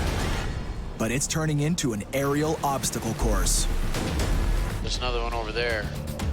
This is Claire's first time on a ferry flight, and she's never really been in any serious weather. So this is going to be a real eye-opener for her, because there's no getting around it. It's their first storm since leaving Uruguay 2 days ago to deliver the Beechcraft Bonanza to its new owner in North Carolina. They're almost at the halfway point, over Brazil, where storms are known to be fast and fierce. It looks pretty nasty up We're there. heading straight into quite a mess up here. You can get a wall of thunderstorms that can block you from the airport you're trying to get into, and they might be in your way for 3 hours, long after you've run out of fuel and crashed in the Amazon. The timing is pretty critical. This visibility is really dropping. With sunset closing in, Kerry's got two options. Turn back before they run out of fuel, or roll the dice and skirt around the storm. I might increase the speed, burn a little bit more gas. I think getting there in daytime is a little more important. And I don't know if there's kind of a break in here. Kind of doing a little slalom course through these guys, trying to shoot the gap a little bit.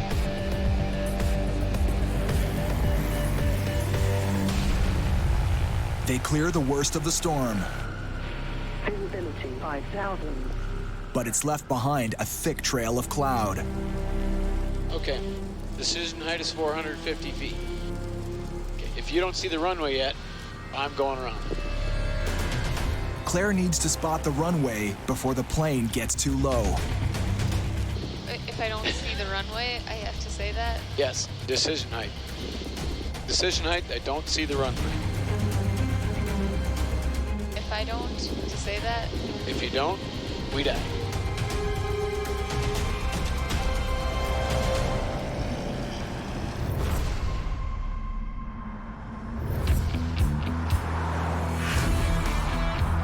Hey, so how far are we from the airport? About 5 minutes. Oh, cool. Check it out. Check out the Cessna coming in the lane. Very nice. We must be close. Brad and Stu have their own epic journey ahead. We got to check out this plane. It's been under heavy maintenance for who knows how long. We're flying this thing over 17,000 kilometers. They face a mammoth 14-leg trek across 3 continents and an ocean before touching down on the other side of the Canadian Rockies in Langley, British Columbia. This looks familiar. Where is our plane? Probably inside because it's not seaworthy. There it is right there. In my mind, I was expecting to see kind of a beat-up airplane. It's got new paint, that's for sure. Came around the corner, and it's really beautiful. Their ride, a 20-year-old Beechcraft twin-engine turboprop. How's it going? Hi there. Hey, are you Rick? Stu, hi Stu. Hey, I'm Brad. Nice to meet you. Hi, Brad. So this is it, huh? Looks Yeah. pretty nice, actually. Yeah. Just get fresh paint. New paint interior, new engine on the left side. Very nice. Oh, wow. A lot nicer than the ones I've flown. A lot nicer. In the ferry business, you're flying used aircraft, and sometimes these have laid around for years before they're actually flown. This one has a little ding out of it already. Yep. We really aren't sure when the last time this aircraft was actually operated. See just a little bit of spray here, and how it's been maintained. I have a question. Yes. What's up with the oil leak? We had a big fuel leak the other day. We sorted that out. It was fuel draining and leaking into the wheel well. One of the things about an airplane that looks beautiful, especially an older airplane, is it has no bearing on how mechanically sound it is. What's it been in maintenance for? It had had an engine failure prior to the sale, so it needed a new engine. This plane hasn't flown for a couple of years. They got a brand new engine on it, so that's a huge, huge deal. How much time does this engine have on it? 0. Yeah. So this flight is the first one on this engine. I've done all the checks I can on the ground, but there's a few things that we can't really check properly, like pressurization, for example. We'll do all those tests in the air. And who's going to go on this? Are all 3 of us going to go? So I'll go in the right seat so I can help you with the radios, or you can do them. It's up to you. And I'll work the pressurization. Okay. Are you cool with staying out of the test flight, just letting me and Rick do it? It's got a new engine in it, had a fuel leak and leaking oil on the ground. I'm good for the first flight on the ground. So what you're saying is if we survive, you're happy to go in the aircraft? You know how to make me comfortable ever so nicely.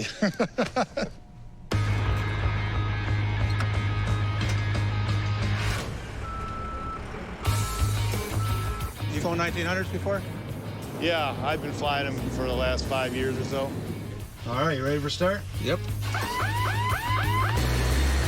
Okay, airspeed's alive on this side. Live here, 80 knots. Gear up, please.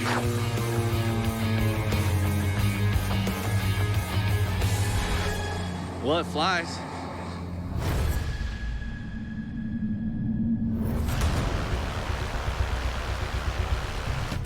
Okay, you ready to bring the flaps up? I'll get the gear. After maneuvering this 13-year-old Bonanza through storm clouds, Carrie and Claire face a wall of fog over the runway. If we have to go around, at the decision point, I'll give it full throttle. Be ready for the approach flaps to come up. And on this landing, I really need her to pull her co-pilot weight. We have to work as a team to land this plane safely. A foggy landing can challenge any co-pilot. 316 from far, descend 1,500 feet. Claire is still earning her pilot stripes. Descend to 1,500. That's your job. Sorry. There was a lot that my dad was expecting me to do on this flight, and a lot of times I'm used to just sitting back and letting him do all the work. You're gonna, know the final decision height. You're gonna be looking for that on your altimeter. In just 300 meters, Claire's got to spot the runway or they risk hitting the ground. If she can stay focused long enough. Tower, 118.3, salon. 118.6. 118.3. 118.3, 365. That's it, salon. All right, Claire. You're not paying attention. I know it's really exciting to be on your first ferry flight, landing in the middle of the Amazon jungle in a thunderstorm. But come on, give me a little help. Don't be taking pictures so you can send them to your friends. Right to 070 to north.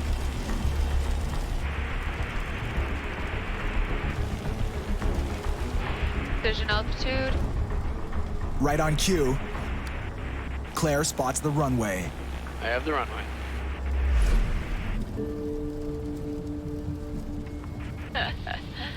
Well, despite my better judgment, we made it. We did? Aren't you glad now that we added on a chunk to our trip? No, I'm not. I'm not happy. We did 3 legs today. I'm tired. I want to take a day off.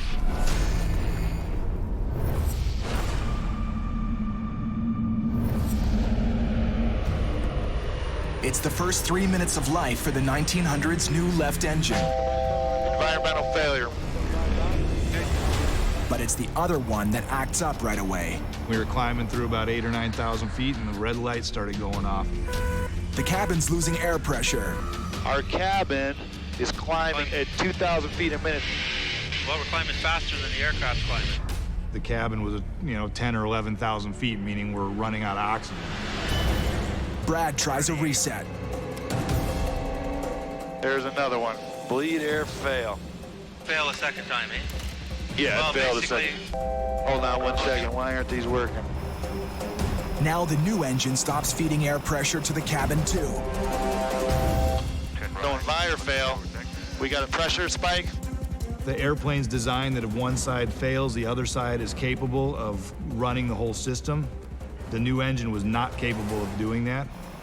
So the right side failed, left side just couldn't pressurize the plane. Are we talking last year? I don't know. Now a new problem. Must be a cabin air leak or something. Turn back now. We're having multiple problems with the airplane. I can't hear anything.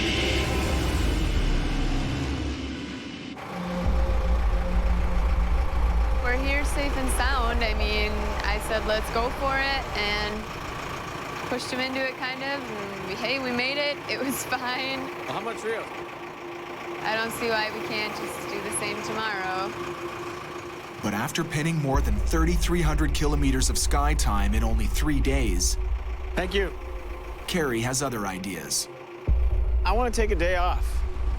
I've done all these ferry trips, and every single one of them I've been rush, and fatigue's a killer. Let's rush now and enjoy our time in the Caribbean later. When I'm having arguments with other co-pilots, I'm used to winning.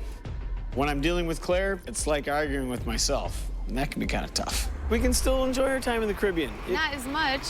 Why not as much? We're not even going to be home by New Year's if we take this whole trip lax. I'm really pushing my dad to get to the Caribbean for Christmas. When he's trying to make safe decisions, I'm kind of just pushing to push along because I know he can. I know he's a good pilot. I don't want to get up at 5 o'clock. We've been getting up at 5 o'clock in the morning for 4 days. Steady yourself. It's like drinking from the fire hose. You just got to go, go, go. Yeah, but I don't have to. I don't have to go all the time. We can stop. Something that Claire's having a hard time understanding is the effect that fatigue has on a pilot. I want to take a day off, and she wants to keep going. We'll see what happens tomorrow. Frustrating.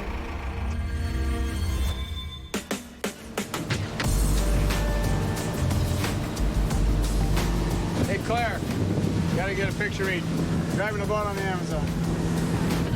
In the battle of wills, Carrie's won this round. It's a day off flying. It really is. Okay. Yeah.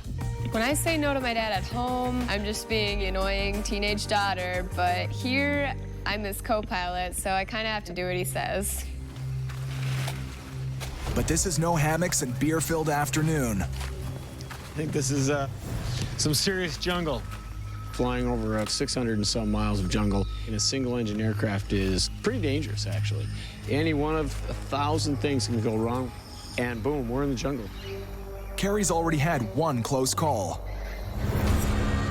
Last year, They're running pretty low. over the same stretch of rainforest, I really hope we make it. Oh, there we go. Oop, there's... Like priority landing, fuel critical. Normally in these accidents in planes, people don't know how to survive when they fall down, when they get in the middle of the jungle. So that's why most of them die. So you guys have short pants, no socks. Be careful. This is the time that the snakes are concentrated on the trail. They're small but venomous. So they use this ant here as a mosquito repellent, covering the smell of the human body. Okay, that's kind of freaky. This is insane.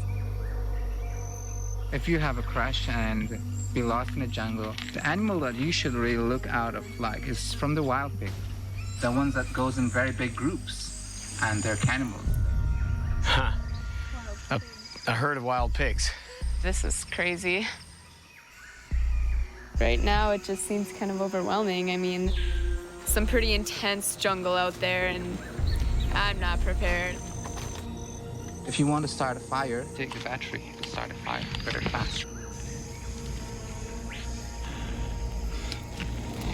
And that's the one thing that we could use to signal aircraft that are searching for us. You know, we build a big smoky fire. Yeah. I had my doubts coming into it, but this is some good training. Well, this stop here, this is just for the shelter. Yesterday, I was ready to hit the sky. Now, being immersed in the Amazon jungle definitely puts a lot of weight on my thoughts. It could be the difference between life or death.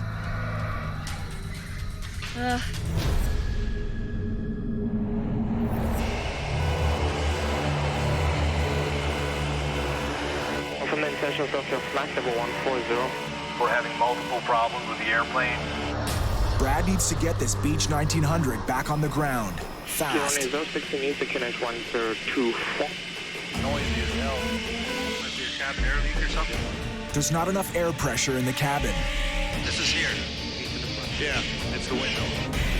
So pressure pushing from outside the plane has popped open the vent window.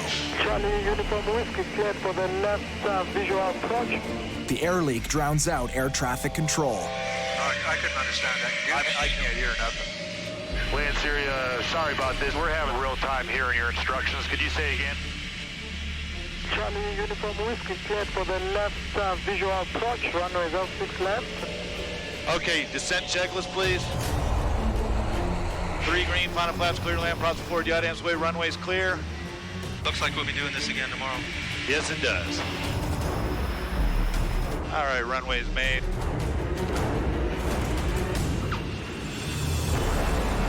It was just test flight from hell.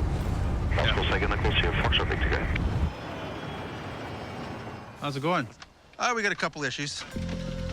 The right bleed failed, and we got an incredible amount of noise from the co-pilot's vent window. I'm more concerned about the environmental fail.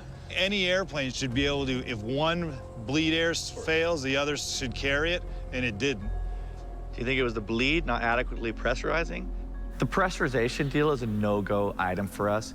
We can freaking go low, but we're gonna run out of gas halfway there. Not being able to go up to altitude is going to make it so that we can't burn our fuel as efficiently. We won't be able to get it all the way across the ocean to Canada.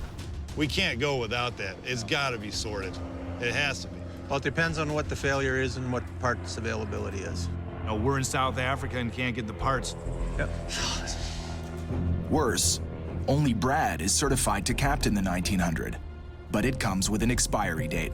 I haven't been to school for this airplane for a year, so on the last day of the month at midnight, wherever this plane is, I'm a pumpkin, I can no longer fly it. So we have to get this thing delivered. Frustrating, so ready to go. It's gotta get fixed tomorrow.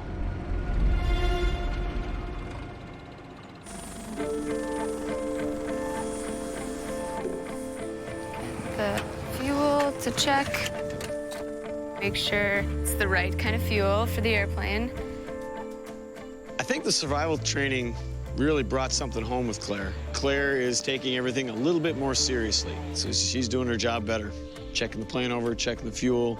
And make sure there isn't any dirt getting in there, because that could cause problems Could be some major issues on a leg like this.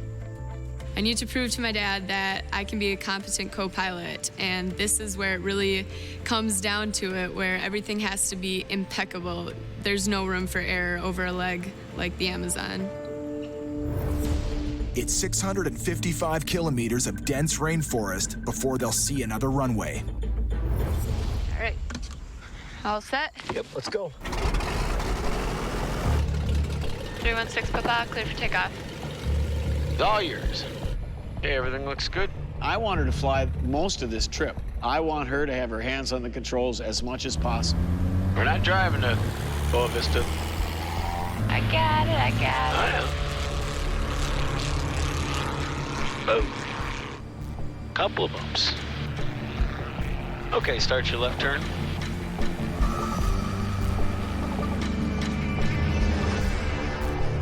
So you're going to concentrate most on your artificial horizon. Concentrate on your heading and your... Trying, it's just... I know.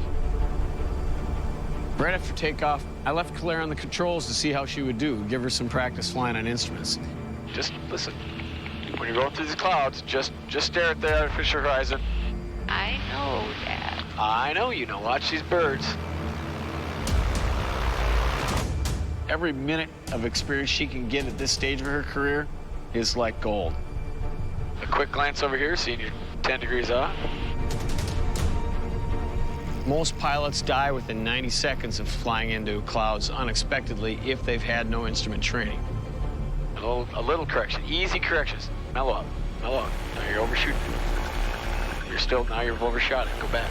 Dad, I've got it. You gotta listen to me when I'm trying to teach you something.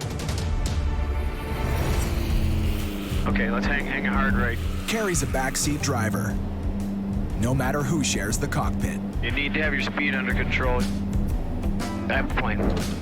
He's grabbed control from Corey. I don't like to put flaps down and then have to add power to overcome the drag of the flaps. Lectured Marcio. Sure you want full flaps? Easy.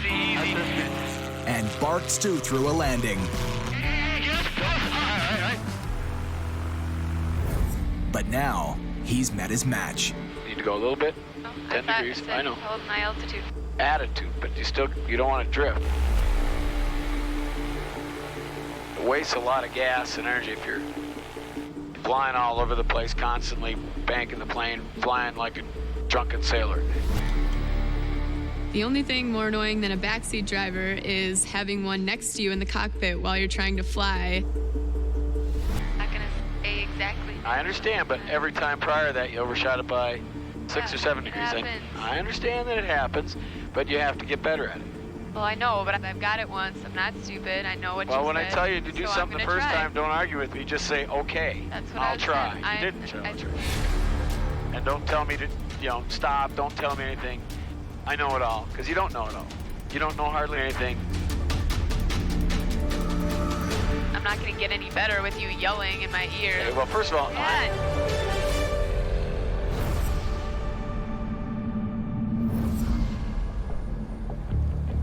Hopefully he's got some sort of news.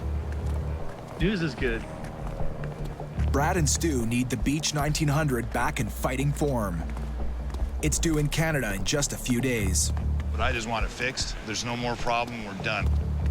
A little disconcerting. This is bad. And we walk into that hangar, it is in complete pieces. Tools everywhere. All the cowlings were off. All the wheels were off. They do have a wrecking crew on this thing, don't they? I mean, they're all over, like 50 dudes out there, I'm telling you. This thing is nowhere even close to being ready. The plane is not delivered by the last day of this month at midnight. We're dead in the water. That's when Brad's certification to fly this plane expires. The 1900 would be stranded between here and Canada with no qualified pilot to fly her. Rick in the house? Anywhere? Oh, there you are. You got the full-on wrecking crew out here today, huh? Yeah, well, we've been pulling it apart for a while. You know, the first impression of the plane, it was super nice. I mean, the paint looks great and the interior looks great, but at the same time, they call that polishing a turd. You take an airplane, slap a nice coat of paint on it to cover all the cracks and bumps and bruises. Well, now there's 4 or 5 components in the system that could be the problem. So we're just gaining access to those to do some tests and narrow down the culprit. The airplane has had a bit of a rough life. The plane's got its quirk. Apparently it got repoed. All three banks showed up and started going, oh, I want my airplane. And then the court battle started with who actually got a piece of the plane. So it's been sitting on the ground for like 3 years or something like that. So it's bound to have problems, and it did. It had problems. So this valve is defective then? This valve is the source of the 1900s cabin pressure problem. It regulates air pressure in the plane. And I don't know if or when we can get one. Unfortunately, here in South Africa, we can't just go across the street to the part supplier and buy what we need for any price, really. They're just not available. So the entire cowl system's got to come off. This lower cowl takes a long time to do it. Yeah. I think I'm glad I'm not a mechanic, because it is just a total mess in there. We could be here for days.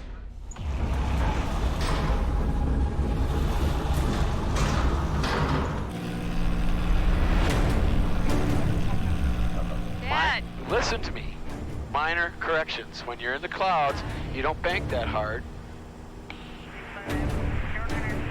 She was being way too aggressive on the controls. Classic rookie instrument pilot mistake. Now stop. Your turn. You're going to overshoot it again. There you go. By 1-3.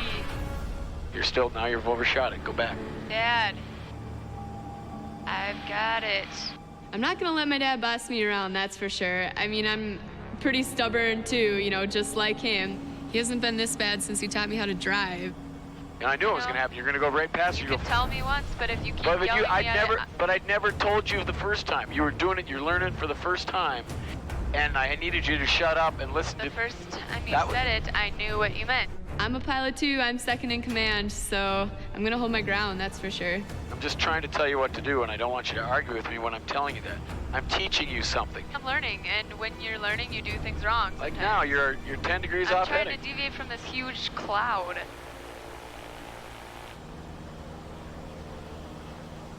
Okay, then. When I thought about it for a second, she was actually doing a pretty good job for the conditions we were in. You're doing pretty good, actually, Claire, for someone who doesn't have an instrument rating. Well, thanks. You got this way faster than I did it. I mean, your first real instrument flying, actual conditions, most people learn under a hood, not over the Amazon. She did a great job. Double gun.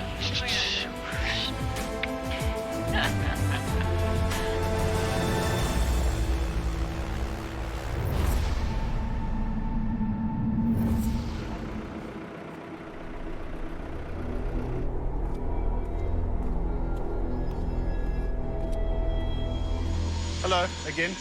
Ah, you're back. Yep. You got it? Yep.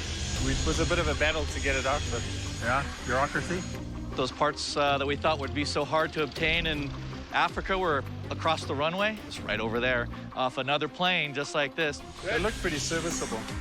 A new valve should put a stop to the plane's cabin pressure problem. Let's not mix them up. Exactly, that's what I want to... That automatically takes care of the window that's been popping open. Thank God they can get this thing fixed and we can get on our way. Great, well, let's put it in. Cool. It's entirely possible that the part that we got was initially even cannibalized from this plane. So it's just the way it works down in Africa. Now put the connector on and we're ready to go. It's got four tanks. Can you fill all of them full? As full as you can. Thank you. We're hoping to get this thing and moved over to the terminal at 11:30. You know, we want to be wheels up at 1. So this is our fuel release, so that's okay. No, that's not okay. It's not okay. No, I don't know this one at all. There's like a big problem with fuel. What's that? It totally f***ed up the fuel release. Yeah. We got to pay with the credit card for all this gas. Called for fuel. It's the only fuel on the field. Showed our release, and they've never heard of the company. It's got to get paid for. There's a semi-truck parked in front of us. We can't leave. He's not moving that truck till that fuel's paid for. Yeah.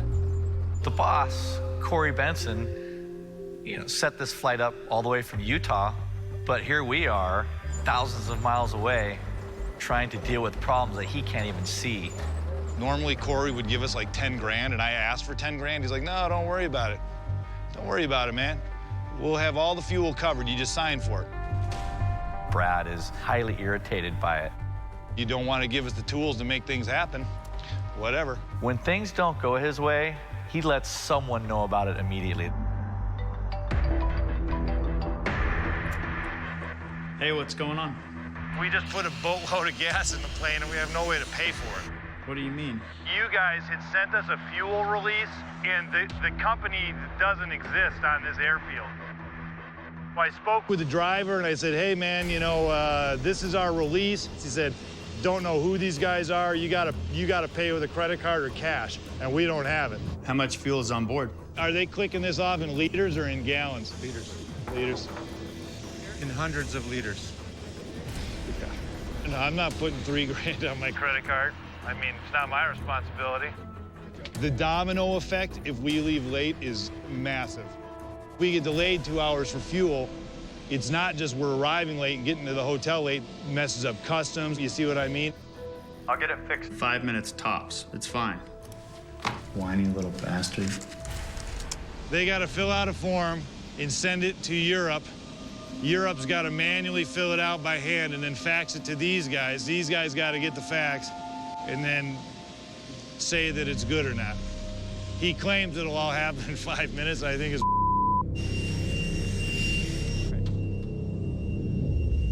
All right, they actually came through as promised. 5 minutes, we got the paper to give it to them and be able to pay for the fuel and be free of the fuelers. Works for me. That one works? That's it. Thank you. Pull the chocks, kick the tires, light the fires. This first 1,500-kilometer leg from South Africa to Malawi will be the acid test for this overhauled plane. And a new pilot matchup. All right, you know what a 1900 looks like, don't you? First one for me. Up until now, I'd never actually put my hand on a Beech 1900 as a pilot. I certainly hope that I can meet his expectation. We've never flown together. If you see anything you don't like, tell me. I won't be hurt about it, and I'll do the same for you. And we'll go from there. We're going in totally dry. We'll see how it goes. I have no idea how he talks on the radio, how he flies. You ready? Get the hell out of here. Yeah, faux show. Charlie Golf, uniform whiskey. Clear to take off to 8,000. I don't think you're transmitting. Uniform whiskey, squawking, what was the squawk again? 673? 734. Okay, go. I got uniform whiskey. Your release is subject I for traffic inbound, sir. Listen up. Okay. Just say again. Say again for uniform whiskey. You gotta cue your mic. Keep hitting the wrong one. We gotta tighten up this radio work. It's a little rough. Yeah. Going on. When you're in an aircraft that everything is foreign, you're like, all right, everything kind of goes. Yeah, I hear you. That takes a step back, but it's all good. I have tons of time. And there was a lot of excuses going on, you know, about, oh, it's a new plane. And it's like, yeah, but talking on the radio, it doesn't matter if you're in a Cessna or a 747. It's press a button and talk.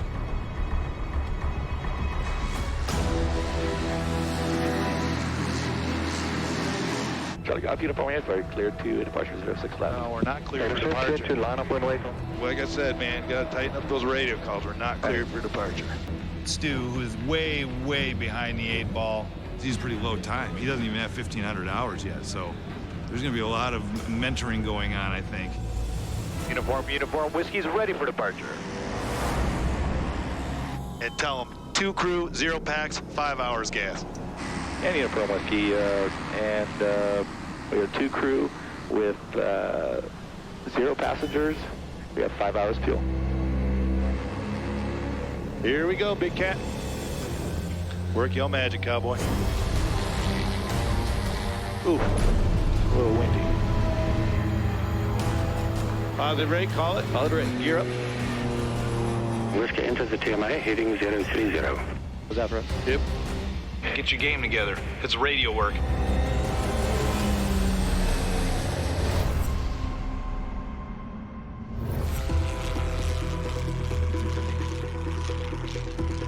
ready for descent to Boa Vista?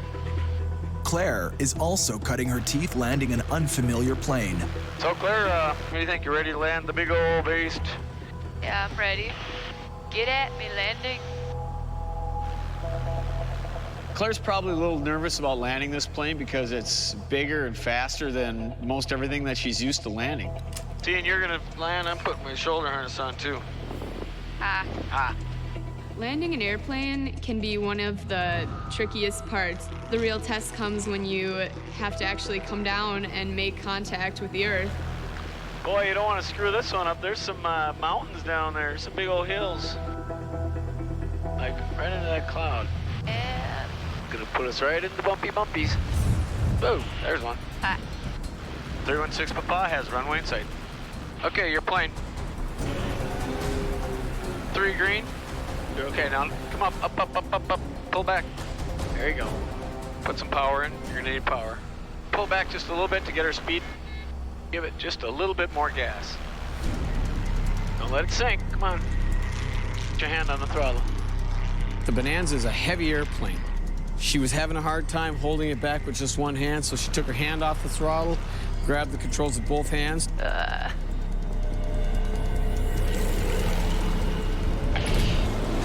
Boom. Throttle off. Oh, I got it. Never take your hand off the throttle, Claire. She left a little bit of power in, so as soon as we landed, back up we went. Kind of a bounce. yeah, I know to not do that, but I just couldn't steer. But yeah, never take your hand off the throttle when you're landing, because then you got to reach for it. You might pull the wrong thing back. I'm just not used to this side. It's like flying riding left-handed. I just can't. Yeah, flying. Not used to it. The wrong hand. All right, Claire. You didn't break the airplane. Poor hula girl. Your landing smashed. Hey. Pro hula girl. She was falling over long before that. I don't know. Welcome to Boa Vista.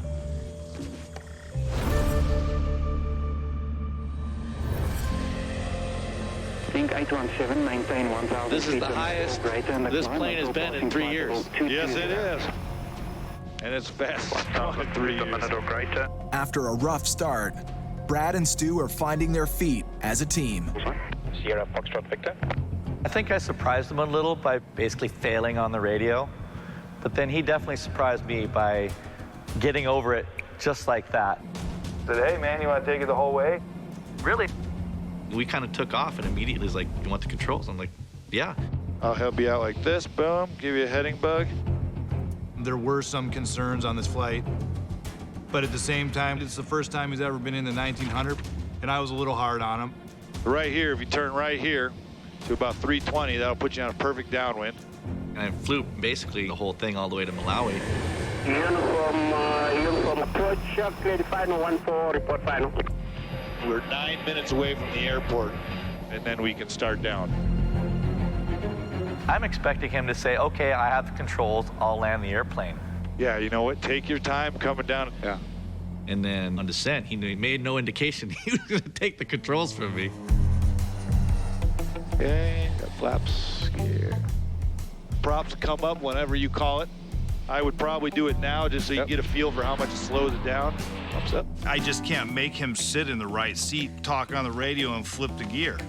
That's what they call gear in aviation. You can start bringing her down to ref 10. I don't want to see anything lower than ref 10. He ain't gonna learn anything being my. Okay, we're getting a little slow. Look at your powers, they dropped off, so bring them back up. One of the things that I appreciate about Brad is the fact that, you know, he's gonna allow me to learn. Whereas I've definitely flown with some people, they're like, oh, I got it. All right, runway's right there. Oh, yeah, looks like it. 3 green, final flaps, clear to land, props forward, yaw dams away. Runway appears to be clear. You are just about ref, and we're high, so maybe bring that nose down a skosh. There's a lot of pressure when you're landing an airplane, especially a big one that you've never landed before. Keep feathering off the power, all the way down. Heels on the floor. Looking good. Start pulling the power slowly, because it's gonna sink like a rock. That was awesome. That's pretty smooth. Cool. Dude. Did it. We did it and you did it, man. That was a pretty good first landing, I'll tell you what. And doing it in the airplane instead of a simulator. Landing it smooth, especially the first leg, first time with Brad, it was a huge confidence booster. Yeah, so I'm tired, man. I want something to eat in a hotel room. How you doing? Yeah, Are you you're the man? Yeah, I'm the taxi. Very nice. Thanks for waiting for us. Once again, we're not even gonna have a chance to see anything. Hotel, dinner, sleep, and leave. Oh, and this window doesn't roll down. You should probably turn the headlights on. It is freaking pitch black out here. Oh, it's freaking dark. It's black. I think he has candles in the where headlights would go. I'm a little scared. You see that? Look at this dude in the middle of the lane. It's a human being. No kidding. I know. That's why you need new headlights, man. We're gonna kill somebody.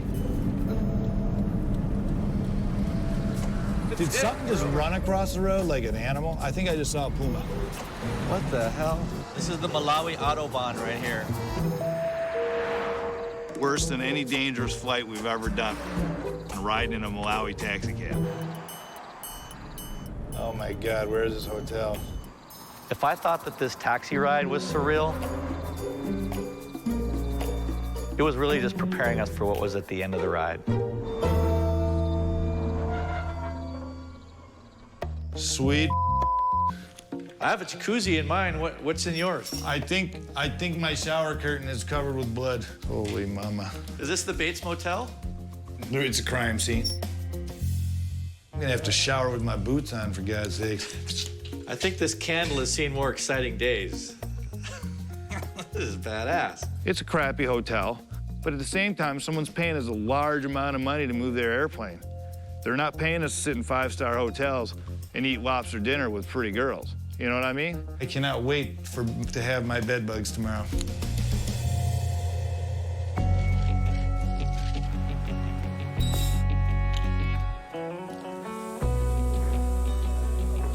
How you doing? You'll be happy to know that all of your shaving supplies, your underwear, and your pants are all sitting on the front by the car. They're what? What? I knew you'd like that. Like shaving kits open in your pants. Are you kidding me? No. So they just took my shit out of the room and just stacked it on the corner. Let's put it by the van. There's like thousands of dollars worth of stuff in there. I'm gonna go take care of that. I hope he's kidding me, but I don't think he is. Yeah, my shit's right there.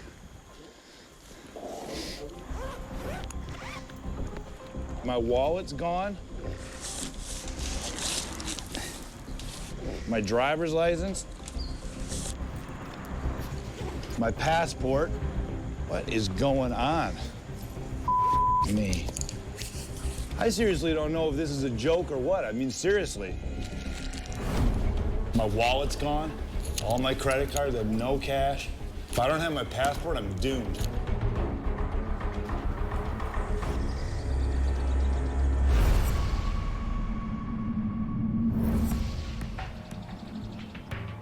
Come on up here, Claire. Thank God for the breeze. Just push on that wing. It's Christmas Day.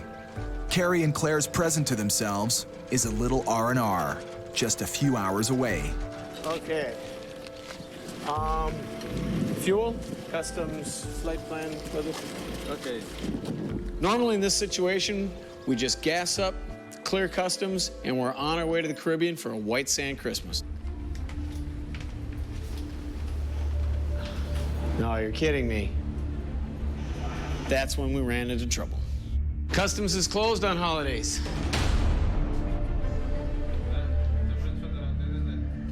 We were here till tomorrow. So, great. Dang it. Merry Christmas. That's a bummer. Yeah. It's about to get worse. You got your passport on you? The local cops are suddenly suspicious. Federal police? Having a guard with a submachine gun meet you on the ramp and escort you to immigration, that was a first for me.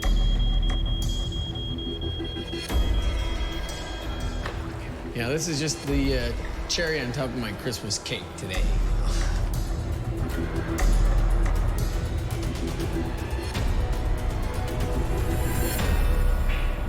Next time on Dangerous Flights. This is a fraction. Have Carrie's rule-breaking ways I might be spending this Christmas in jail. finally caught up to him. I have no idea what I'm gonna do. It can be done. No, it can't. It cannot. Brad takes on the boss. Corey is wrong and I'm right, and I'm not going to give in. None of them. Systems down. Altitude selector has failed. The DI's boots are failed. The Beech 1900 shows its ugly side. Those are the signs that lead to an accident. In this special episode of Dangerous Flights, That pissed me off. ground turbulence, Do you want to give me $1,200? That's a bull number. the hired guns of the sky What's up, guys? take aim I do not tolerate that. at each other. What's going on? Why would you take a flight like that? That's a good way to get killed. Ladies and gentlemen, your captain speaking. The rookies This new co-pilot that I have, Oh boy. get worked over. I'm not even sure if he's out of his diapers yet. Take this one off, that camera. Plus original bonus footage, We're not going to risk getting him thrown in jail. rare access behind the scenes, A helicopter follows us along and gets different shots. Hey, look at that. surprising confessions, It was the most traumatic trip of my entire career. and Federal police? an exclusive look ahead at the Dangerous Flights finale. If he gets thrown into some Brazilian jail, I have no idea what I'm gonna do. Let's go, boys. So climb on board as Dangerous Flights throttles forward. Let's roll. I was speaking thunder for the ring. There we go. All starts to rumble. Are you kidding me right now? You cry from the border.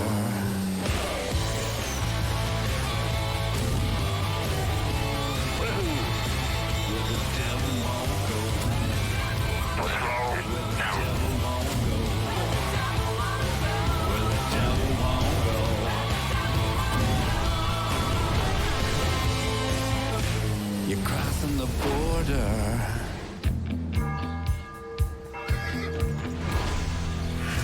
I love this town. This town is great to be in. This will be fun, seeing all the guys. One of the reasons I want to get together here is Montreal had a huge part in early ferry flying. You know, there's a big push for World War II getting all the bombers over to Great Britain. This was like the last launching ground where all the ferry pilots would take them over the North Atlantic. Basically the same route that we're doing. Really? And they said there was more dangerous flying the planes over there than actually flying in the war. Those guys they had balls. They had balls. Hello, ladies. And good.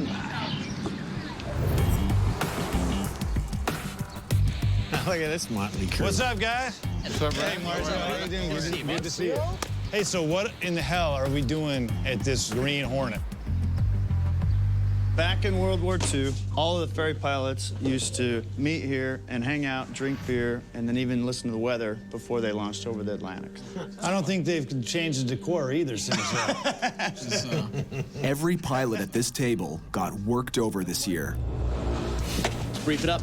Okay. No one more than Boss Corey. 60 hours of flying, every weather scenario possible. It's a learning opportunity for you. I want you to fly like you're a captain. I want you to start thinking like you're a captain. I think we're in it, boss. It's a problem. Corey is on the front lines like never before. The temperature we're at, there would be massive icing down below. Corey, pop the boots. Good time? Yeah. Okay, here they come. Boots coming on. Me.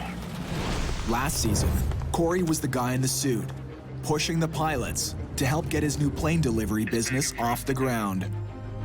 I can't stress enough, guys, emergency to get this plane to the new owner. Right now, we're not sure the plane's ready. We have to get it there tonight. We don't have to do anything. This time out, it's ace pilot Pete who's got Corey under the gun. All right, Corey, what do you got? Is this gonna work?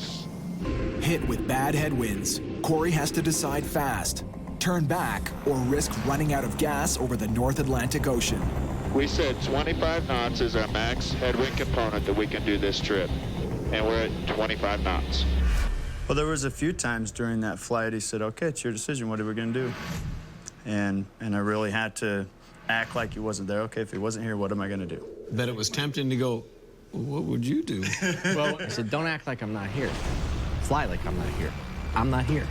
This decision's right on the line. I mean, this is the captain's job, and you got to be right. Pete pushed me out of my comfort zone a couple of times, and it was good. I want Corey to get some exposure into mountain airports. Where the hell's the airport? Right there, Rob. And Courchevel epitomizes what a mountain airport's all about. Oh my God. That's not an airport. It's not. We're approaching the holy grail of dangerous airports. It's short. It has a huge grade to it. You're landing uphill. It's a difficult runway, difficult terrain, and it demands a lot, and I want them to see that. Just to let you know, there's a mountain right in front of him. Yeah, you gotta go right at the mountain. Courchevel is awesome. You know, the top 10 dangerous airports and all that, that's cool enough. It's just fun. It is a pilot's airport. All right, power and temperatures look good. You're at 82 knots. Correcting? The approach speed into Courchevel is critical. Too slow, you're not gonna make it. Too fast, you're gonna hit the mountain. Looking good, holy. 80, perfect. Power set, perfect. Dude. 80. 75.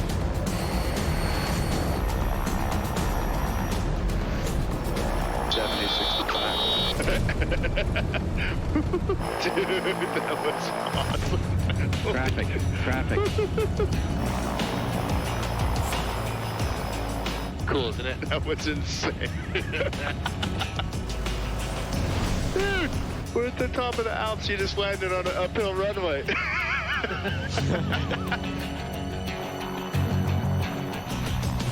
Holy moly. It was awesome. Was it really? I would love to go there someday. It was fun, dude. It was awesome.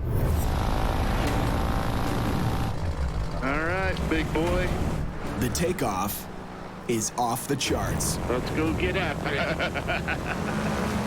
Airspeed is alive, power is set. You've got a good engine, 40 knots.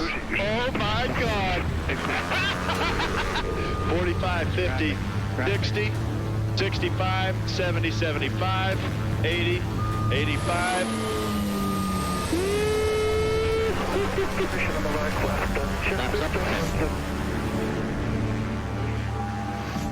And it's just a straight drop off. Oh my God. That is wild. Now, that trip I learned a ton. This last year, I felt like I was a little bit more part of the group than I was the year before. But Corey's still boss man first to these guys. In this sneak peek of the season finale, It can be done. No, it can't. It cannot. Corey butts heads big time with Brad after insisting he fly slow to save money. We're pros. That's what insults me the most, is that I'm a pro. I've been doing this professionally for like 12 or 13 years. And we're being preached to by someone who doesn't even have 1,000 hours. It's not realistic to fly the plane that way.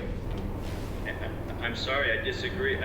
If I'm gonna lose 7 to 10 grand to do these flights. Why are you telling me 7 to 10 grand? That's a bull number. It's not true, so it's not. Whether it's 7 to 10 grand or 1,200, okay, but it's still 1,200 of my money. Do you want to give me 1,200 bucks? I know how to fly this thing. I don't need I'm like you, I do not tolerate that at all. I do not tolerate that. You don't tolerate what? What makes me long for the good old days?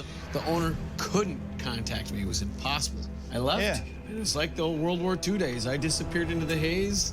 No radio, no contact. Do you guys need to hug? Hug it out. We're good. You know, World War II, they were signing up pilots as fast as they could. And a lot of these ferry pilots were very young, very inexperienced.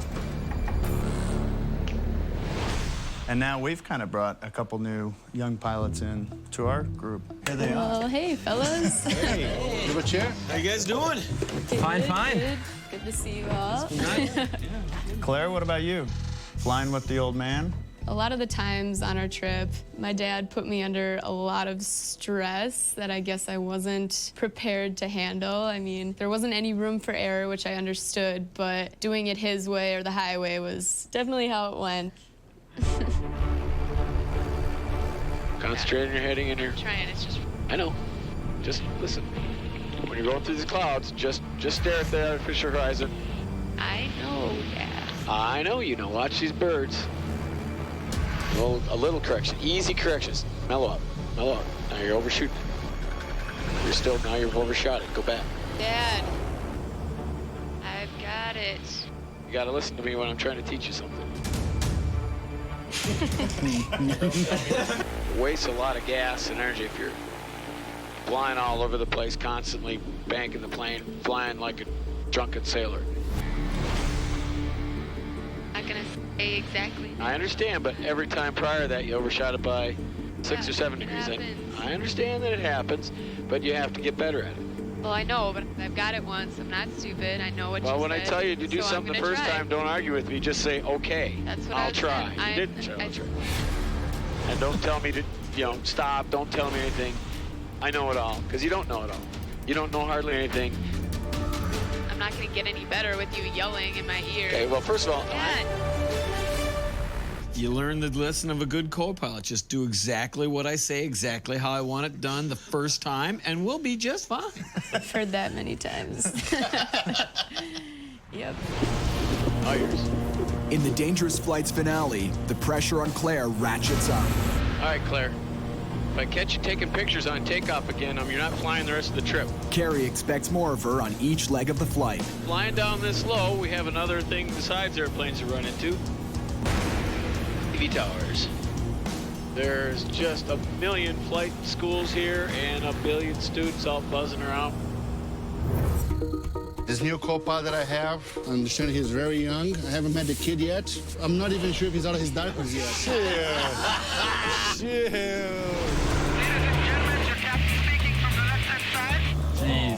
Oh my God. Oh boy. There. I started to fly when I was 15. Lex is a 20-year-old pilot who thinks big. Engaged myself in the aircraft brokerage business. He literally begged Marcio to take him on a jet delivery. So Lex, what was the high points and the low points of flying with Mr. Marcio? The low point was flying with Marcio. Hello. How you doing, Nice man? meeting you. My pleasure. Alex, nice to meet you. Nice to meet you. The guy walks in, and the first thing I look at is the 3-day beard, I said, wow, whoa. So you do have a shaving kit, correct? Yeah, I do. Very good. Okay. Surprised you let him fly. I don't think you should show up for a brand new job with a 3-day beard, T-shirt, and jeans, and some hippie kind of bracelets. Kid is below standards as of right now.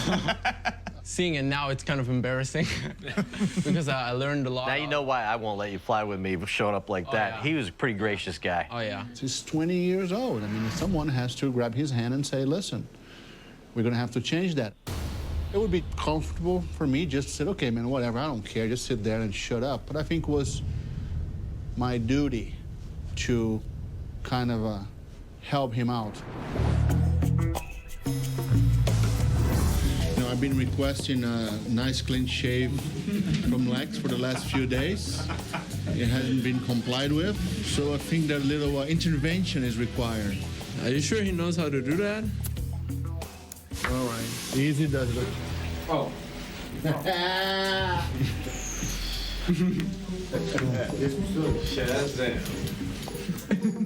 I look like a nerd. He's looking like a nerd. Well, that's what a pilot's supposed to look like. Look at that kid. Really good. Lex, very nice. Nice, huh? Hey, you look professional. Yeah, nice. Yeah, cleaned him up good, Marcio. Turn around. It did look better. And that's probably why I have a job now, because I turned up there with short hair, shaved, nice and clean. What was the biggest thing you learned?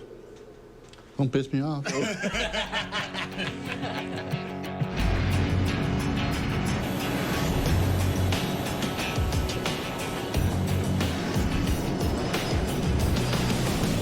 November 600 Golf Yankee, ready for descent. They want us to be a certain speed here. We're at 300 knots, dude.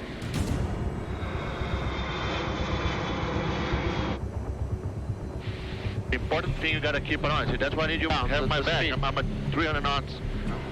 Pay attention, okay? It's a speed below 10,000 feet everywhere. 250 knots. Why did you say something? Damn. Lex get a little schooling. Kind of mean, Mercy. Well, you know, I was not expecting to become a teacher on that, especially going across the ocean to literally to the other side of the planet. Of course, a lot of pressure on him, so can understand that there were some moments when he said, "Nah, I'm gonna say it now, shut up." I was a little bit tough sometimes. Captain's privilege to be tough. Yeah, sometimes you gotta. All right, you know what a 1900 looks like, don't you? First one for me. Brad also wound up with a green co-pilot this year. Slowing down. Last season, he was partnered up with Pete. That pitched this beauty up a little bit. I got it. That was unbelievable. A test pilot and trainer, Here, select it up. Roger. Pete's logged serious time on everything from props Ooh, I like it. Doing a little wheelie. That's right, we're coming in style. to high-performance jets. If there was anyone that I could say in my career that could be a mentor, it would be him. Because he's done more, he's flown more airplanes than anyone I've ever flown with. But this year, it's Brad who's on mentor duty. We need to get to work. Now he's captain, paired with Stu, who has a fraction of his experience.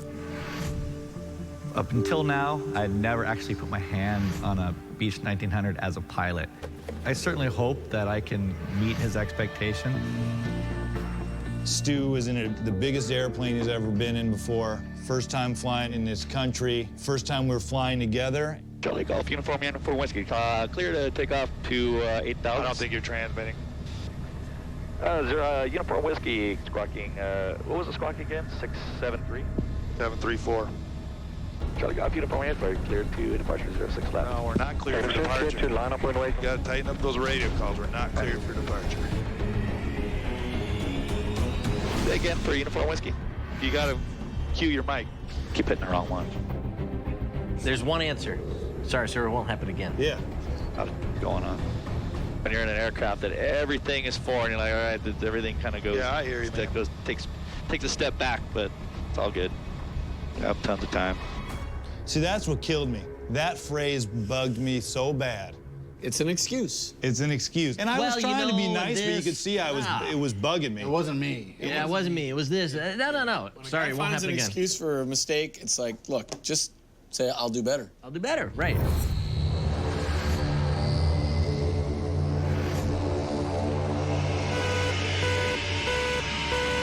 I can't hear anything. It wasn't just Brad's co-pilot causing him grief.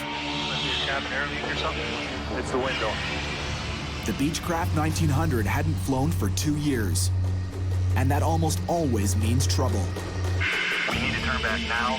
We're having multiple problems with the airplane. A big air pressure drop in the cabin pops open a vent window. I couldn't understand that. I can't hear nothing. Could not hear the ATC controllers at all. Did you say again?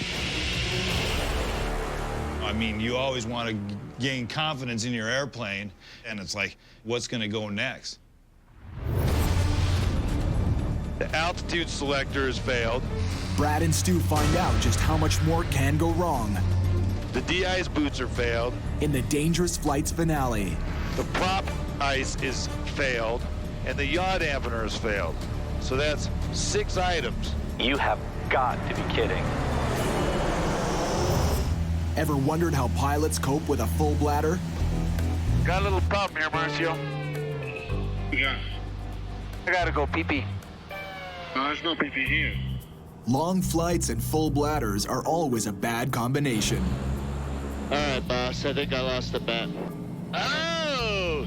You gotta pee, don't you? I don't think I'm gonna make it another 2.5 hours. And on these planes, Good luck, kid. We're all counting on you. no toilets. That was all true? Luckily, I had a really nice captain on the trip that was flying the plane very He held it for you? Well, I asked. I haven't offered money, but he wouldn't. Making my way back to the VIP restroom.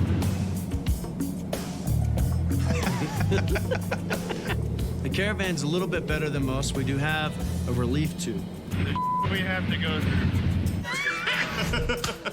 Of course, Pete just wouldn't let me get my business done. How's the peeing going, Corey? Whoopsie, little turbulence. Sorry, buddy. Pete, we got a little situation. It's negative 22 out there, and this line is just frozen. I've never had this happen. Oh, God, this is gross. It takes only a few days for Corey to get sweet revenge. I gotta go whiz, dude. Dude, you gave me so much last time. Hope the line is frozen for you, just so you can understand what I had to go through. Yes, Tower, we'd like to request an inverted roll. Snap roll. I gotta go, man. It's my turn. Here we go. My source of relief. I've been waiting for this for days. All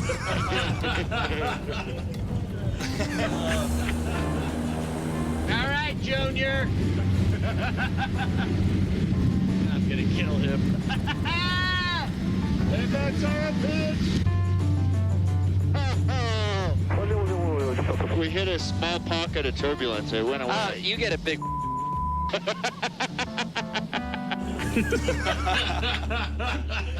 You experienced that, but he was what, 20 feet away? This guy was maybe 2.5 inches away from me. It's not that short. Well, I got my old-fashioned ferry pilot method here. Where are we going to see this? Come on. 2 Ziploc bags. Oh, the Ziploc. Oh, man. I don't like the Ziploc method. Oh, it's fine. You ready for this? Okay, too much information. I got a little shrinkage problem here, but... What the hell? It's been a while since I had to do this. A little trickier than I thought. Oh, man.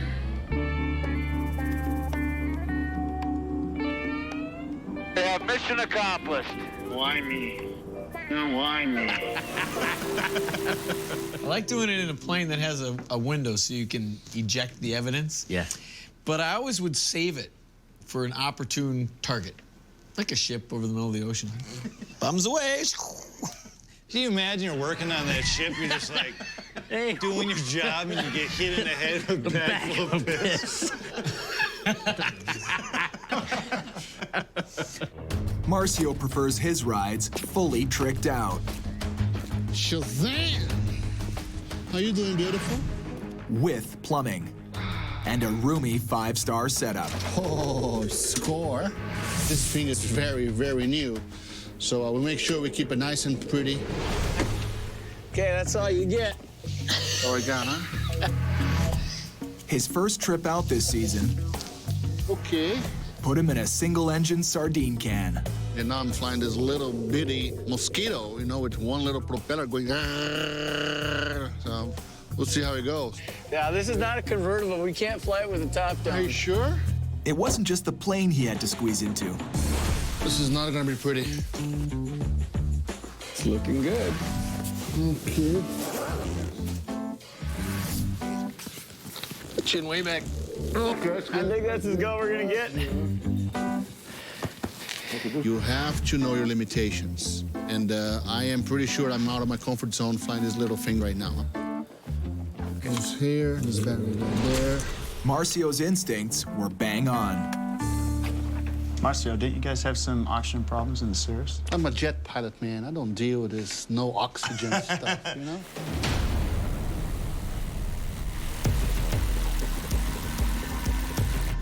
How you feel, Marcio? Feeling just okay. Great. Feeling a little bit of signs of low oxygen. I was in bad shape.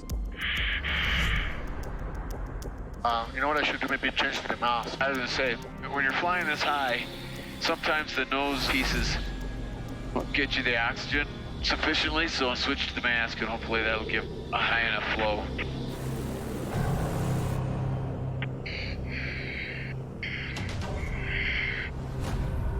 I don't know what's going on. There, I'll get it. Do you really feel it? Where's that other piece? I was panicking. I couldn't get the right tubes. Yeah, because you were deprived oxygen. And, you know, I was switching from the nose to the mask, and I couldn't figure it out. Marcy went from a guy that's feeling just a little bit, taking that off, and all of a sudden I could just tell you were on the verge of panic there. All your emotions, everything was going. It was like, going, wow, this guy is losing. And like, imagine if it happened to both of you at the same time. Oh, that would be bad. That would be Or if you're life-threatening. alone. Or if you're alone. It's hard to admit this. I was pretty scared. Without a doubt, it was the most traumatic trip of my entire 10,000+ hour career. Which made it really fun for me. You disconnected his oxygen, didn't you? In this exclusive sneak peek at our season finale, Check out the right fuel indicator.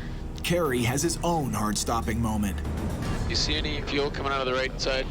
Oh, We've still got 389 miles to go. I'm trying not to panic in front of Claire, but I'm pretty scared. I mean, we got to have that gas. We are out of gliding range for any of these islands. Why? Why? Don't give me this crap. And that's why the country's in the mess that it's in. Flying to every corner of the planet, you meet some real characters. Hello, Andrew. How are you doing? Are you well? How are you, Andrew? How are you doing? Good to see you again. Andrew Bruce is a legend in the plane delivery world. Got some suits for us, too? Couple here. He gives advice and gear to help pilots survive the North Atlantic crossing. Well, this one we got specially for you. Jumbo! Pete and I had an experience where we met someone that was even a little bit more interesting on this last flight. Oh, Morning. They call me Polar Man. Polar Man, outstanding. Yeah. I'm Corey. Nice to meet you, Polar Man. Yeah. Awesome. So you live up here then, I take it? Yeah, I do. Cool. Dude's awesome. At one point, he grabbed up a bunch of snow and put snow down the back of his shirt. No. Yeah. Oh, take that out. Why? That's cold. Right there, my balls fell off. It was so cold. Nice to meet you, Polar Man. You too. Nice to meet you, buddy. Yeah. Be good. You too. While Polar Man copes well in extreme conditions, Carrie and Claire need extra training to help them tough it out. I think this is a serious jungle.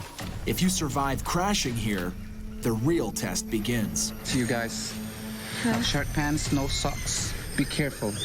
This is the time that the snakes are concentrated on the trail.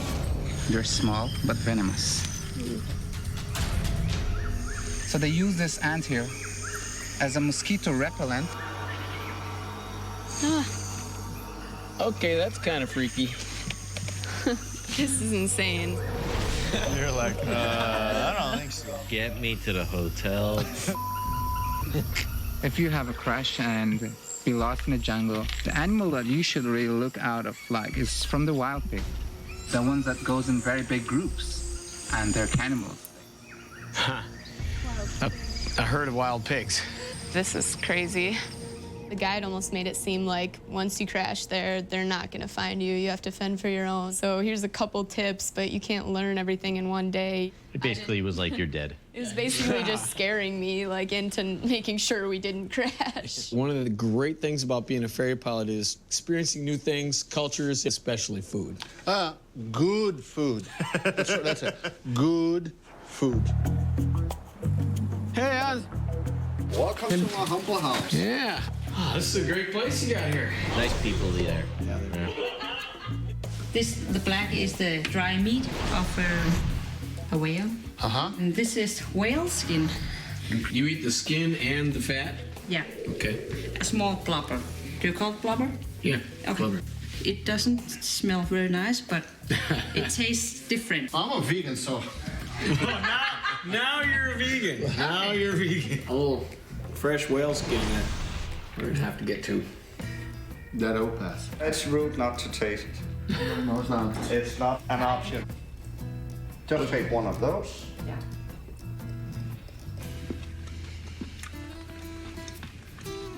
It's different.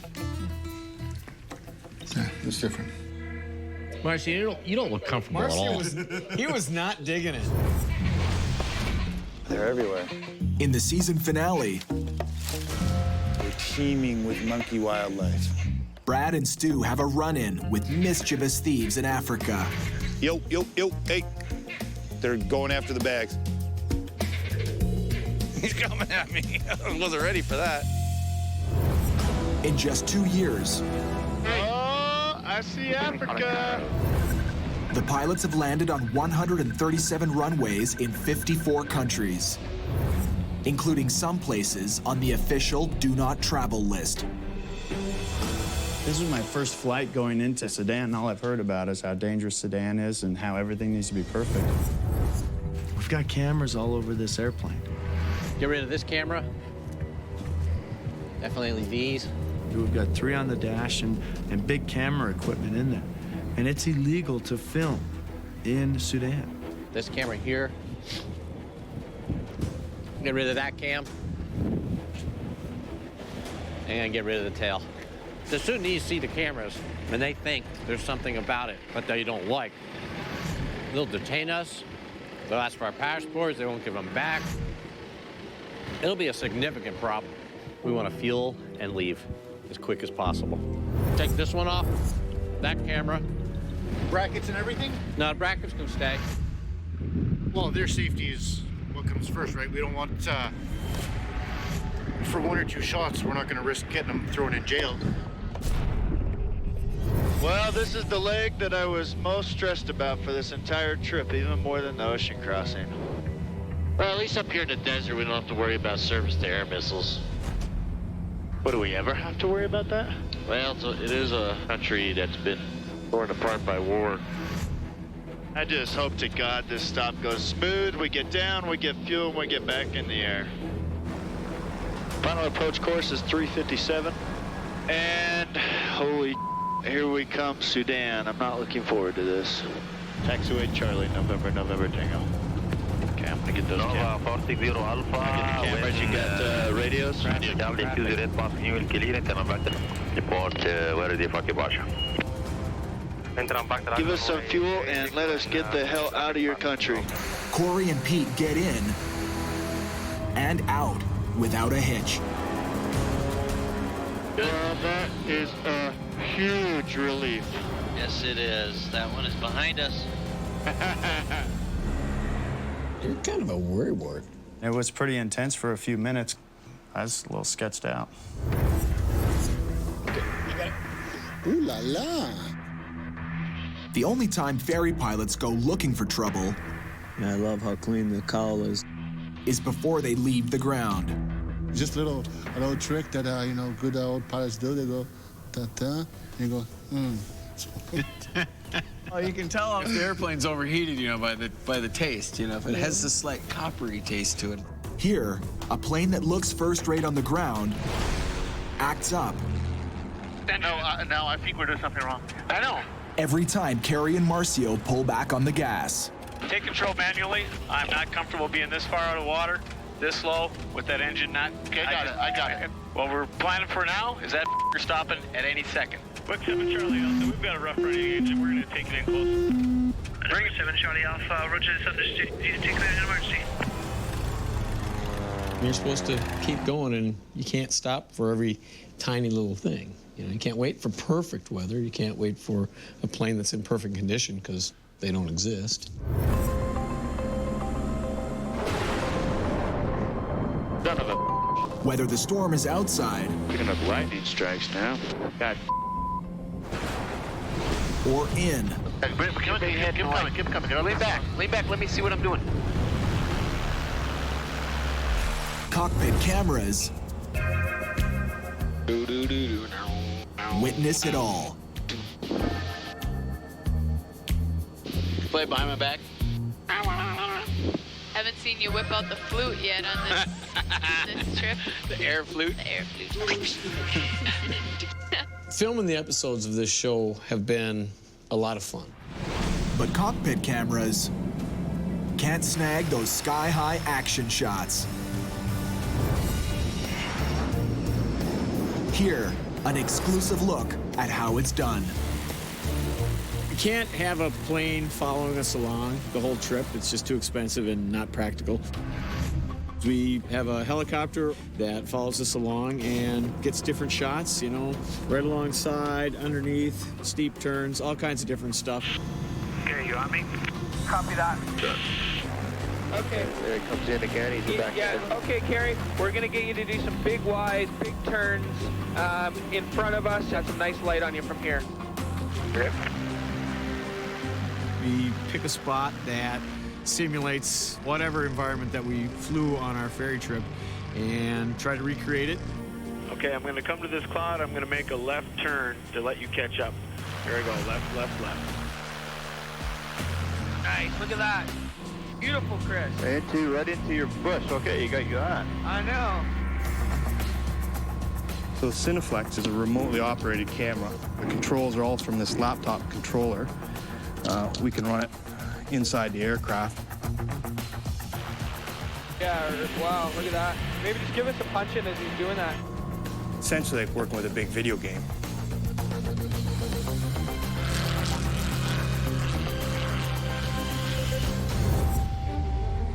We're over land, holy!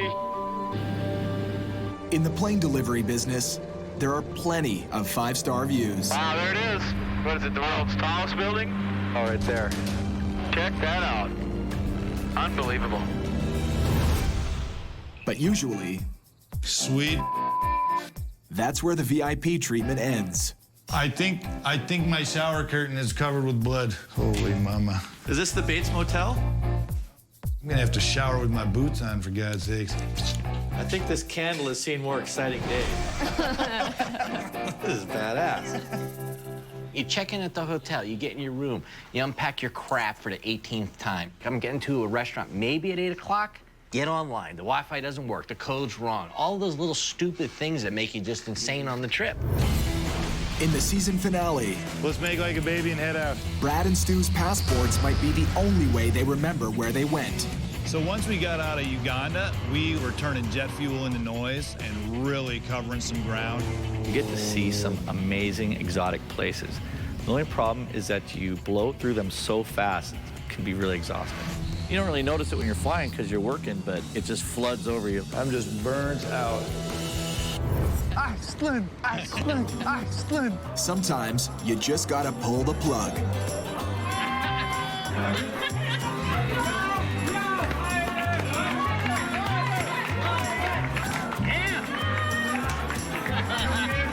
Yeah, we're not flying tomorrow. That is a clear and evident fact. Tomorrow is a day off. We are not going to be going anywhere. On this trip, our route just happened to take us almost directly right over my house, which was kind of cool. Welcome home. Hey, thanks, man. Good to see you again. Chris, this is my buddy Marcio. Marcio, good to meet you, sir. Chris, Scotch? Yeah, Scotch is good. Thanks, buddy. I've got a little hunting cabin up in the woods, and it was kind of nice to take him up there and show him that and have him meet a couple of my pilot buddies. Nice. I met all his true friends. All two of them? All both of them. That's how you light a cigar in the North Woods. And that's how you do it. You know, this is what I live for. Hanging out with my flying friends, my pilot buddies, some good drinks, some good friends, and some great flying stories. Cheers. It's like a fun night. Yeah, that was a real fun night. Yeah, it's cool. As much fun as you can have with no chicks. Spend enough time with a guy, Get a puppy. and you start to pick up his habits. Let's go flying, puppy. Got a sandwich for you, puppy. There we go, puppy. Puppy.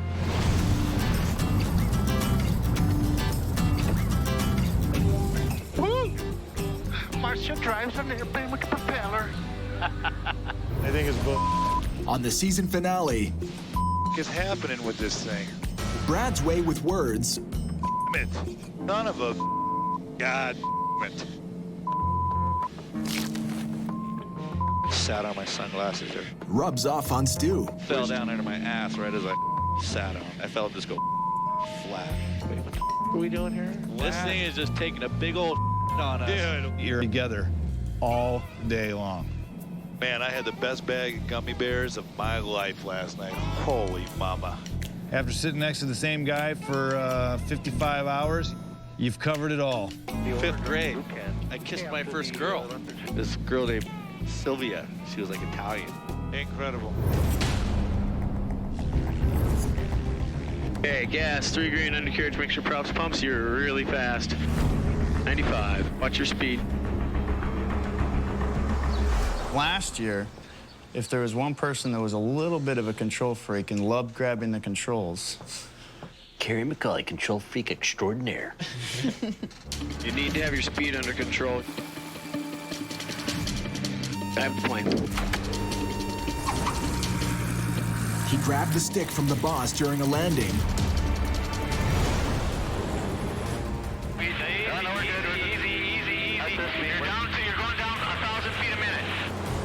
Then blasted Stu all the way down to the runway.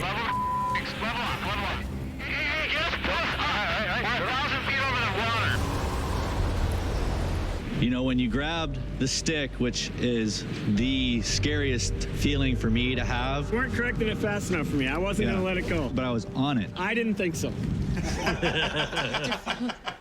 No, we do have to congratulate Kerry, though, because I think he's done much better this year. We'll make the runway from here. We're 500 and have 100 knots, okay? Just be careful. All right, your power, your airplane. Kerry is starting to cut in the umbilical cord. It's time. To give a first vector, procedure, activate vectors to final. All right, you fly. I'll keep my hands in my lap if at all possible. Yeah, it's Well done. hard to do, but... You want it to go your way exactly. Well, not necessarily. Sometimes when the other pilot is not doing it perfectly and there's even the remotest possibility, I was like, I got it. An even tougher test for Kerry. So, Claire, what do you think? You ready to land the big old beast? Get at me landing. Was Claire's first landing in a plane she's not used to. Trust issues. Trust issues, big time. Because no one can do it as good as I can. Put some power in. You're gonna need power. Pull back just a little bit to get our speed. Give it just a little bit more gas. Don't let it sink. Come on. Put your hand on the throttle.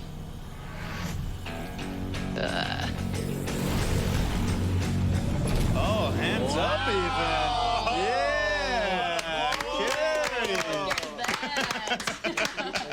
Hands off. You know, this type of flying, it's a unique type of flying. It's kind of a special group. We've all talked about that before. It's kind of a fraternity, and it's hard to get into. I was very fortunate to get into it and fly with some of the best pilots in the world, I believe. And I think you guys are incredibly fortunate to have this opportunity to fly and to get to do this type of stuff. Absolutely true. Definitely, I feel very fortunate just to even sit here with you guys, have a couple beers, and hear all your awesome experiences. And I've had one of my own so far, but hope to have plenty more. You guys are very inspiring. And awesome. And awesome. We are incredible. Very awesome. Well, I'd like to thank all you guys for helping my business, helping me as a pilot, and just being here. Here's to many more flights. All right, cheers to that. Cheers to that. Keep the planes dry, gentlemen. Keep them dry. This is next time on the season finale of Dangerous Flights. Where are the tickets? A bad break in Brazil lands Kerry in hot water. Oh, I might be spending this Christmas in jail. 62 north. Actually, correction. And attitude What are we doing here? at altitude. That's the next one, man. A grueling journey takes its toll. It's totally unprofessional. Yeah, it is. That's on you, man. That's not on me. This time on dangerous flights. Pretty bumpy. A rocky landing. Keep a little extra speed, help us battle this turbulence. Aren't we sinking kind of fast? It's not realistic to fly the plane that way. Blasting the boss. It can be done. No, it can't. Dude doesn't know what he's talking about. What?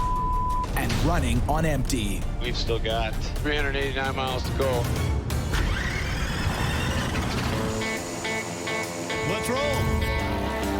I was speaking thunder for the ring keep falling. There we go.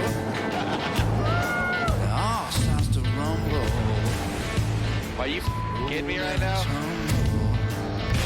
You're crossing the border.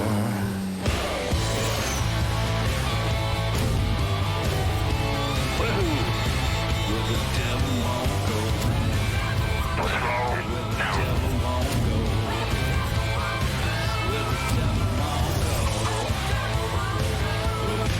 You're crossing the border. Police Federal. Federal Police? An escort by gun-toting federales.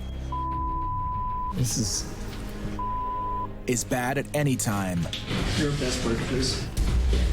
But a Christmas Day snafu has Carrie and his 18-year-old daughter Claire in the legal crosshairs. I hear there's no customs today. No, today it's Christmas, right? Yeah. This is the last stop in Brazil before we leave the country completely, and customs is mandatory. Customs office was closed because it's Christmas, and there's no way to get a hold of them. They're not even answering their phone. See you tomorrow. So you're leaving the country, right? We're trying. They don't have any personal friends of yours. You couldn't maybe call them so we could keep going? Normally when I'm dealing with immigration, I try to turn on the charm, lighten the situation up, but that wasn't working today. This guy was not cracking a smile.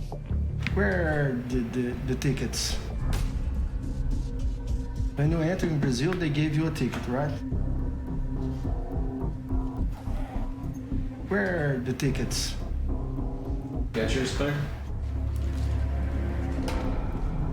Now you're gonna embarrass me, Claire, because you whipped yours right out. It's gonna take me 10 minutes to find mine. When you come into Brazil, you get a little slip of paper that you fill out for customs, and you can't lose that.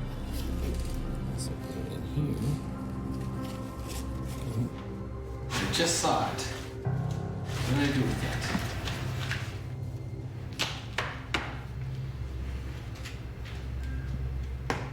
Well, I need this ticket, right? Yeah. I mean, it's an innocent little piece of paper. Who cares? But now that he's making a huge deal out of it, might be in the plane. You want me to go get it? I really have no idea where this is going to go. I don't know what I did with that thing. Some...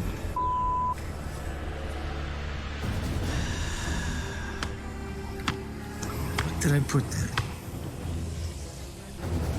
Yep, he's always telling me, make sure you don't lose this. And he said that about this paper, and he's the one that lost it. Son of a... If I don't find this thing, I don't know what this guy's gonna do. I do not have it. So now I get to go back in there and deal with Dr. Cheerful.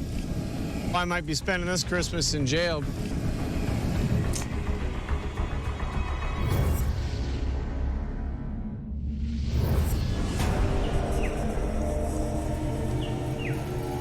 Still don't have my passport. My wallet's not in there. Brad's on his own search and rescue mission. Brad's luggage has been removed from his room. Everything is just sitting in front of the hotel, and his passport's missing. That passport is gone. I'm pissed, man. Excuse me, could you tell me why someone went into my room and took all my stuff and packed it? If I don't have my passport, I'm doomed. I'm stuck here. My wallet's gone. All my credit cards, I have no cash. 21. I don't want my stuff back in my room. I'm leaving now. Where's my passport? Okay. Thank you. They put his passport in a shaving kit. Here's my wallet. Did you do an underwear count yet? Dude. But it was pretty funny. What's the word? Internet connection's a little slow here. Well, Corey is connected online, so I'm gonna call him. I'm just gonna give him a heads up about a couple things. With the boss 8 time zones away, Hey, Brad, what's going on? Brad makes sure to let him know the client's plane is still in one piece. What's up, dude? We finally made it to Malawi. We finally got released from South Africa. How's the plane checking out? The plane is totally excellent. The bugs are worked out. Good. Hey, I just wanted to talk to you. On this flight, I had to bid it with Very little margin because there was a lot of people bidding on it. that plane needs to be ran in economy settings. So we burned the least amount of fuel possible. Corey's asking them to fly like Sunday drivers. Every dollar counts. He's asking us to pull back the power to almost an unflyable setting. Brad knows this already. He knows 99% that's wrong. All right, we'll do our best. But really the only way to prove it is to do it. So he said, okay. Okay, cool, man. Talk to you guys later. I have never, ever seen a 1900, even at 25,000 feet, burn that little gas. You have so much time in this thing that I would just defer to your expertise. We'll try it. We'll do an experiment, and we'll see what happens. So, tracks are on, belts are on, brakes, prop levers are forward, battery doors are up, fuel's balanced, insufficient engine anti is up, and off the brakes. Here we go. Pause the brake.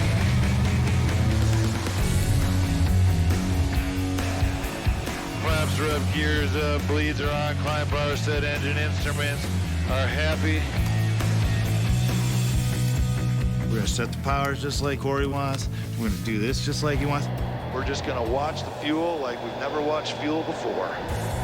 That's the plan of attack.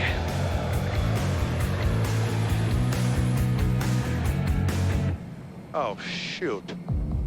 But look at our ground speed. We are crawling. It slows down so slow. It slows down to the speed of like a little 2-seater Cessna. We're hanging off the prop in the air.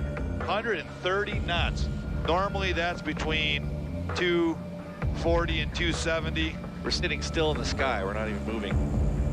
100 miles an hour slower. So we're gonna fly an extra 2.5 hours today. And they're only a couple thousand kilometers into their 20,000 kilometer flight in the Beech 1900. They still have to burn through 2 continents and fly over the freezing Atlantic to meet their deadline in Western Canada. To put it bluntly, Corey's wrong and I'm right. And I'm not gonna give in. It's not happening. That power, go ahead.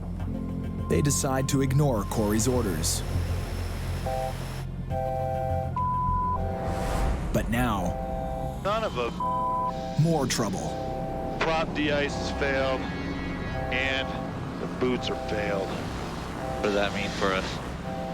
We got to avoid icing. We're going to. We got to avoid icing, but we're going to Iceland.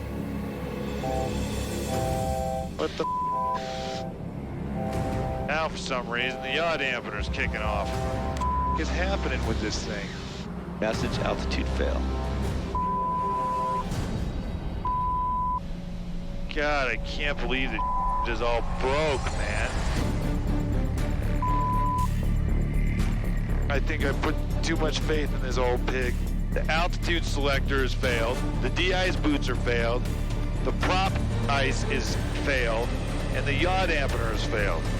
So that means somewhere inside this plane, something's broken that's screwing all this stuff up. Those are the signs that lead to an accident.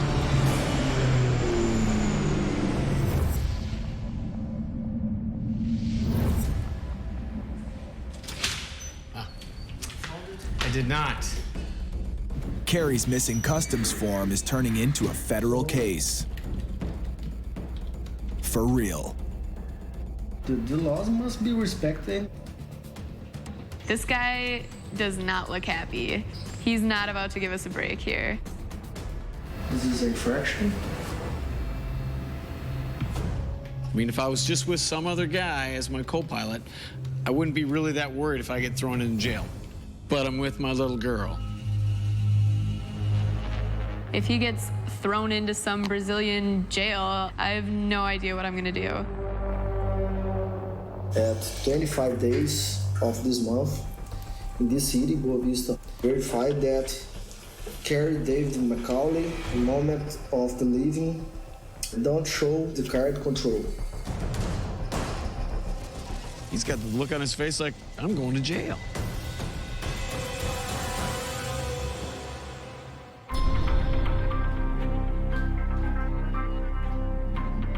I'm really nervous. Some of these guys get a little bit of power, and if they can get a pilot and put the screws to them, they will. You never know where it's going to end up. This is an infraction, so you must pay a fee. Do you know how much the fee is? $165.55. Okay. Sign it there.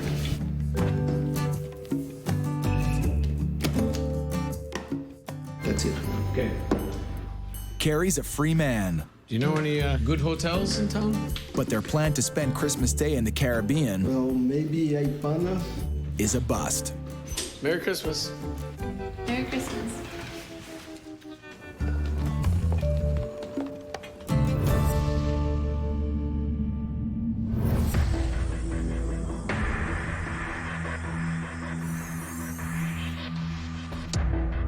We might be here a couple days.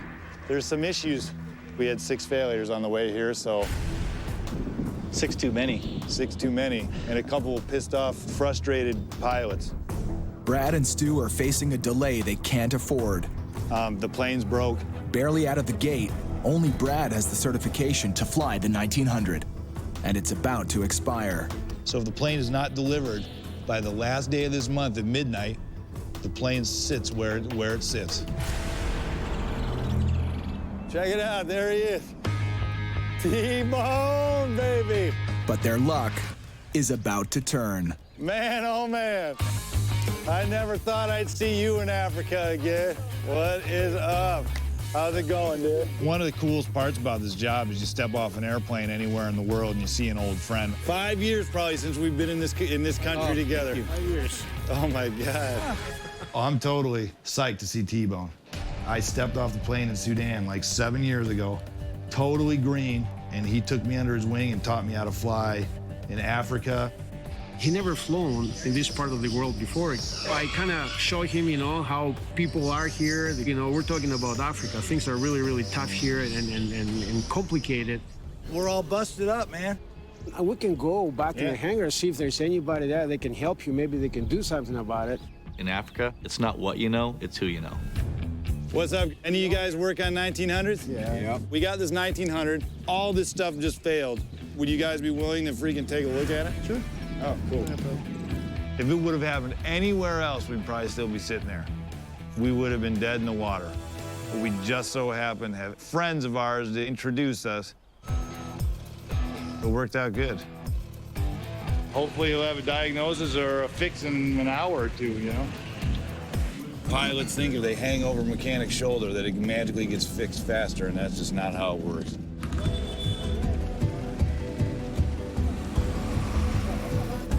So we're waiting on the plane getting repaired. Now it's time for lunch. They're everywhere. We're teeming with monkey wildlife. Yo, hey. They're going after the bags. We are surrounded by really hostile little monkeys. These guys are no joke. That's my food, man. Whoa, he's trying to steal my Red Bull. Whoa. What you doing, man? What you doing? Get out of here. Yeah, man, that's my. They're nasty. Pretty quiet over here. By now, their plane repair job should be well underway. Almost looks like it hasn't been touched. It almost doesn't. Yeah, he hasn't been here. Sorry, guys. Hate to give you the bad news, but got a plane ticket for tomorrow, and I gotta leave. He's like, sorry, man. I'm packing my clothes, and I'm going home. Our hearts just sank, because we're just stuck. Brad and Stu just lost another day in a race they're paid to win.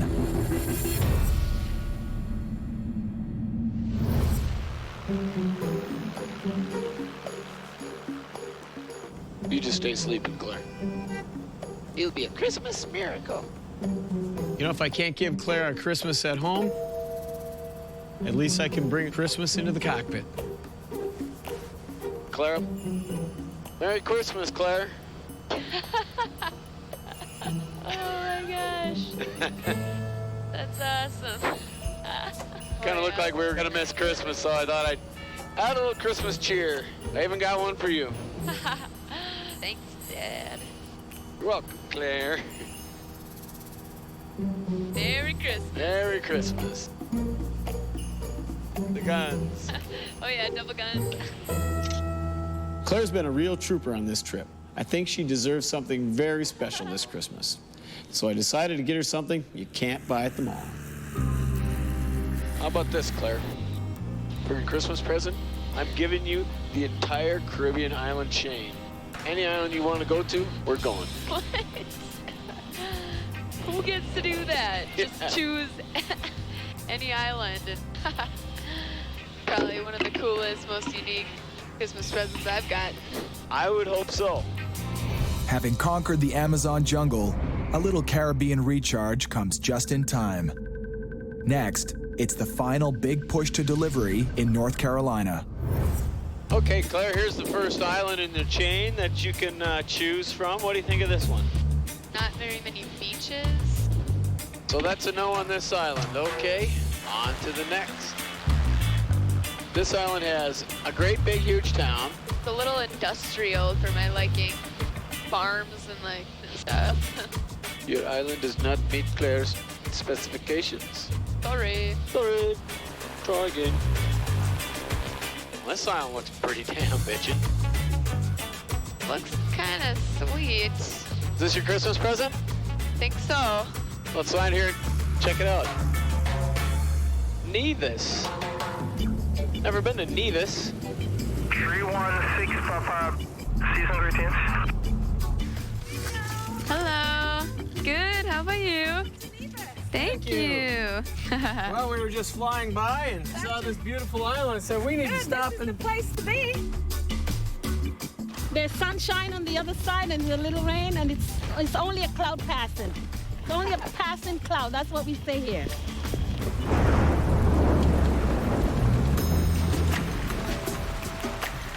You're walking towards the beach. There's two beachside restaurants. One is called Coconut.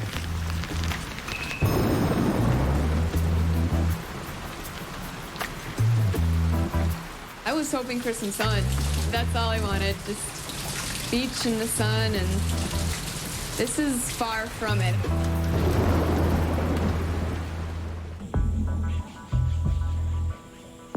Yeah, he hasn't been here. So it's kind of disappointing.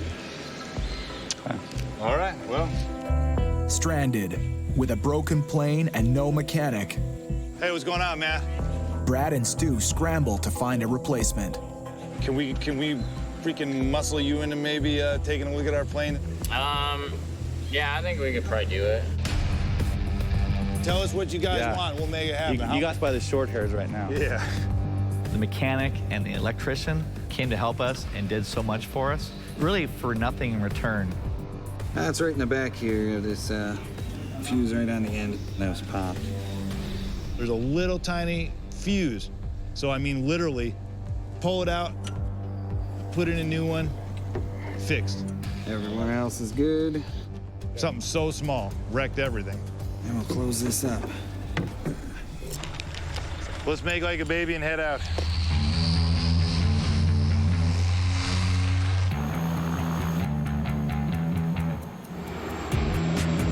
So once we got out of Uganda, we were turning jet fuel into noise and really covering some ground. We hit Sudan. That is pretty badass. You know, we made it to Egypt. Spent the night. Wow, look at how pretty. We get to see what it looks like for 10 minutes on our way to the airport in the morning. You get to see some amazing exotic places. The only problem is that you blow through them so fast, it can be really exhausting. You don't really notice it when you're flying because you're working, but when those wheels hit, it just floods over you. We're tired. What kind of services do you need? We need massage. We need room service. We just traversed the entire continent of Africa in a couple days and some of Europe. It's okay to be a little tired. We get in exhausted. We made it. Go to the hotel, wolf something down. Good night, sir. Thank you, appreciate it. Half the time you're so sweaty and dirty, you know, you need to take a shower and you just don't. I'm just burnt out. You collapse in the bed and the alarm goes off at 6 in the morning and you have to head back out to the airport. It's hard work. It's not easy. All right, so Italy down, time for Scotland. All right, we have igniters, we have engine anti-ice. Crispy's alive. Brad and Stu crossed 12 borders in 5 days.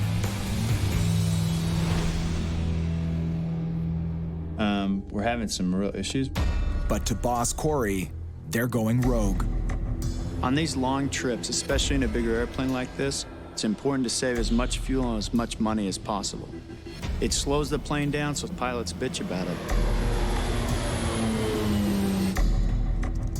He sent me an email with some foul language in it. And he sent me these numbers again. You're gonna go this fast and I'm gonna save thousands. We tried, it just doesn't work. We're pros. That's what insults me the most, is that I'm a pro. I've been doing this professionally for like 12 or 13 years. And we're being preached to by someone who doesn't even have 1,000 hours. Didn't answer his emails, didn't really care. Because I was like, dude doesn't know what he's talking about. I don't think Corey really realized how much he was asking of us. So we scheduled the call. Bet you $10 I'm gonna be totally aggravated in 10 minutes. Oh, totally. And tower 316 Papa, ready for takeoff. Okay, gas, undercarriage, mixture, props, bumps, rolling. Here, Claire, you do it. I can't reach the... 7 days into this flight, All yours. Carrie decides to take off the training wheels Claire, make us fly. and stop coaching Claire on takeoff.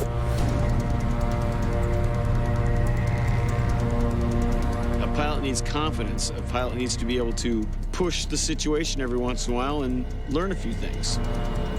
I really hope she steps up.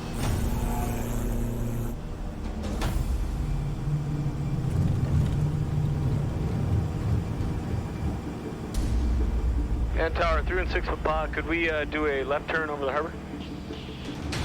Left turn, Thank you. Okay, let's take us over that sailing ship there, Claire. What Claire's just done I got it. I got the controls. is like letting go of the steering wheel on an interstate on-ramp. All right, Claire. If I catch you taking pictures on takeoff again, you're not flying the rest of the trip. You do not do that. Seriously. If we're still over the ground, we're only doing 100. You're not paying attention. You're the one flying the plane. If nobody's watching the airspeed indicator, we could stall and crash. That's serious. You do not mess around on takeoff. Okay, I thought that I was in the same spot that you were when you pulled out your camera and were taking... I'm me, you're you. I got 6,000 hours, you don't. Okay. There have been hundreds of pilots that have been killed over the years because they let small distractions take them away from the primary duty, which is flying the airplane. Claire needs to basically just learn to be a better pilot. Our lives depend on it. I want you to hand fly for a while. Get on your instruments. Might be a little bumpy, so it'll be kind of a challenge to try to hold your heading and your altitude. No yelling. I might not yell.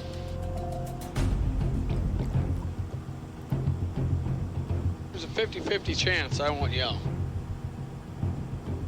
I am not super experienced. I haven't had the proper training. My dad is expecting me to know how to use all these instruments like it's no big deal, but Practice your scan, and no more than 5 degrees off your heading. When you're learning how to fly, and especially when you're learning how to fly in instruments, you have to learn how to deal with distractions. You have to learn how to concentrate. I might pour some water on your head. He wants to prove that you need to be able to handle any sort of distraction when you're flying. You have to fly smooth or it's gonna pour. Okay, I can't control how smooth the plane goes. Oh, that's kind of a lame excuse.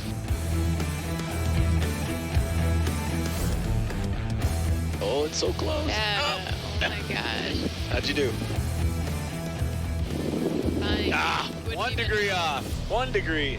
Whatever my dad's got to do to teach me to be a good pilot, I'm good with it. I just gotta roll with the punches.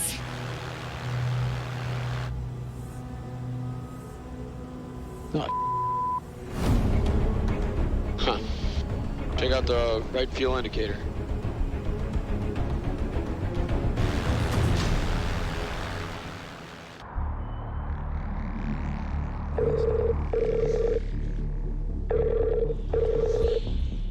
This is Corey. Thought I would give you a little call and just get everything on the table. Okay. I sent an email saying, here's the speed you should be at, and that was not replied to. Brad knew from the beginning that it was almost unheard of to operate the aircraft at those settings. Have you tried it? Yeah, we tried it. We did it exactly how you wanted it done. It's not realistic to fly the plane that way. It can be done. No, it can't. It cannot.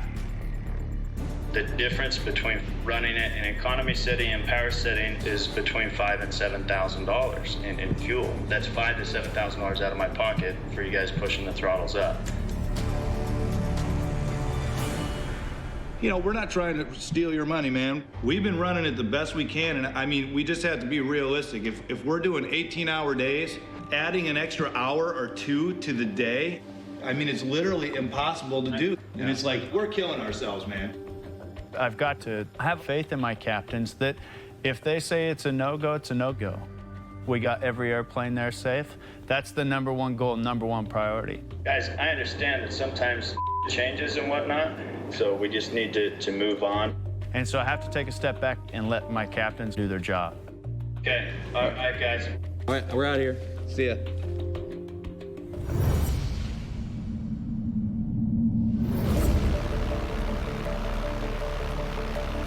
Check out the right fuel indicator.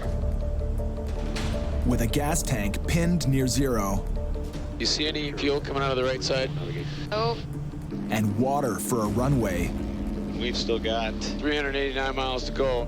Carrie and Claire need to find out what's sapping their fuel. I'm gonna bank hard right, because sometimes you can't see what's right directly behind you. I want you to look back behind her tail as much as you can. See if you see a stream of fuel or anything coming out the back. Oh. Okay, I'm gonna look on my side.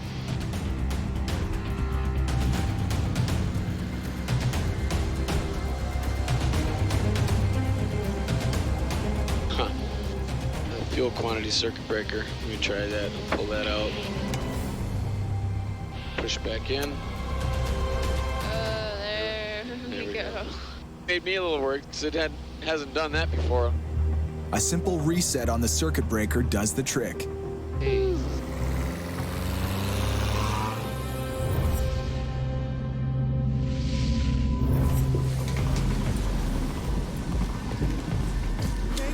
Thank you. I gotta check the room. I don't know. It's not anywhere else. Hi, this is Stu Sprung. I was wondering if someone can go up to my room and see if I left my passport somewhere. Stuart has misplaced his passport. It's not lost, he's just temporarily unaware of its current location. That's like pilots, you know, we never get lost, we just don't know where we are for the moment. He doesn't know if it's in his bags, if it's in the hotel, if it's in the airport, and we're dead in the water without it. Totally shot. Prospect of losing my passport and not being able to move forward is very stressful for me. Can you hold this and listen to it for a second? Just Sure. hold on, I'll pull the thing out and start looking.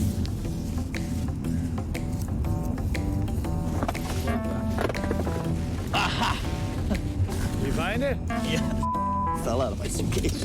Easy cheesy.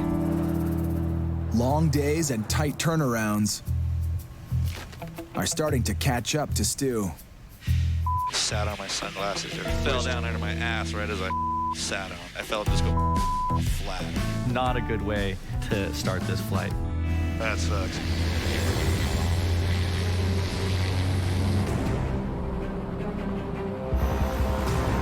Eight hours later, they're closing in on Greenland. Charlie Golf, uniform whiskey. But Stu seems to be losing ground. 62 north, 40 west. Actually, correction, we just passed over 62 north. Wait, what are we doing here? Or this is our last one? We're crossing the second. Okay. 62 north, 40 west. Got 1344. 1343. We've had a couple of long flying days that neither of us have really recovered from yet. 1314. What? That's the next one, man. Having the issues with the radio is definitely a lot to do with the fact that I'm just tired. All right, sorry about this. Just reporting 1413. 1343. We still, 1343, sorry about that. I would just recommend you sharpen that stuff up. You know, you write that stuff down and it's just boom, boom, boom. It's unprofessional, man. Oh, it's not. It's totally unprofessional. No, it's not. Yeah, it is. It's never, ever, well, you know. It's on you, man. It's not on me.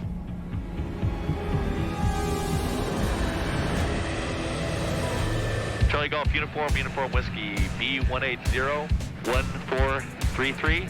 And next, Bravo Golf, Bravo Whiskey, same time. So that one was better, except we're a Beach 190, not a Beach 180. I said did I say 190? I said 180. It was awesome. Stu is slow off the mark today. And Brad's been quick to point it out. Oh, settle down. 1800, 1900, who cares? I'm sorry, man. Man, I had the best bag of gummy bears of my life last night. Holy mama. It was like a flavor explosion in my mouth. Now it's not tension infecting this cockpit. They were freaking fruity. It's cabin fever. After sitting next to the same guy for 55 hours, you've covered it all. I love this big wheel so much. That was my pride and joy. I never had anything like that in my whole life. And someone stole it. They stole it. Someone stole it. You've covered every topic. 5th grade, I kissed my first girl. This girl named Sylvia. She was like Italian. Incredible. This experience with Brad, I basically gained a new friend for life. You want half? I brought this for both of us. No? It's all you. I deliberately brought it to give you one of them. I enjoyed one last night and I didn't share with you, so you enjoy yours today. Now I see how you are.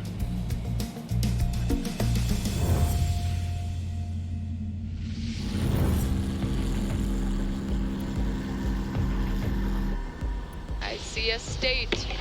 I see the United States. Well, one of the United States. That would be Florida.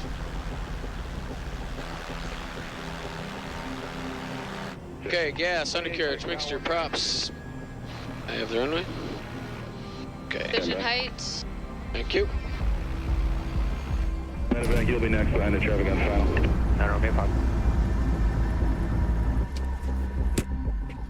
Oh, that was a long flight. Long day. We got one more leg to go. We got to get the plane from Fort Lauderdale to North Carolina and complete the mission. It's still about 4 hours to go. But first, some serious shut-eye. Do you have anything available? There are no hotel rooms. Everything is sold out. Oh my God. At this point of the trip, I was hoping to be home. Miami Beach. Take them. I am not only physically exhausted, but mentally exhausted. I am just ready to be done. Toward the end of the trip, I was starting to get a little concerned with Claire's health.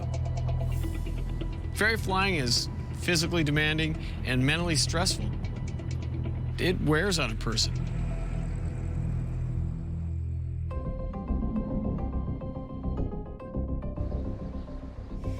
of challenging weather up there.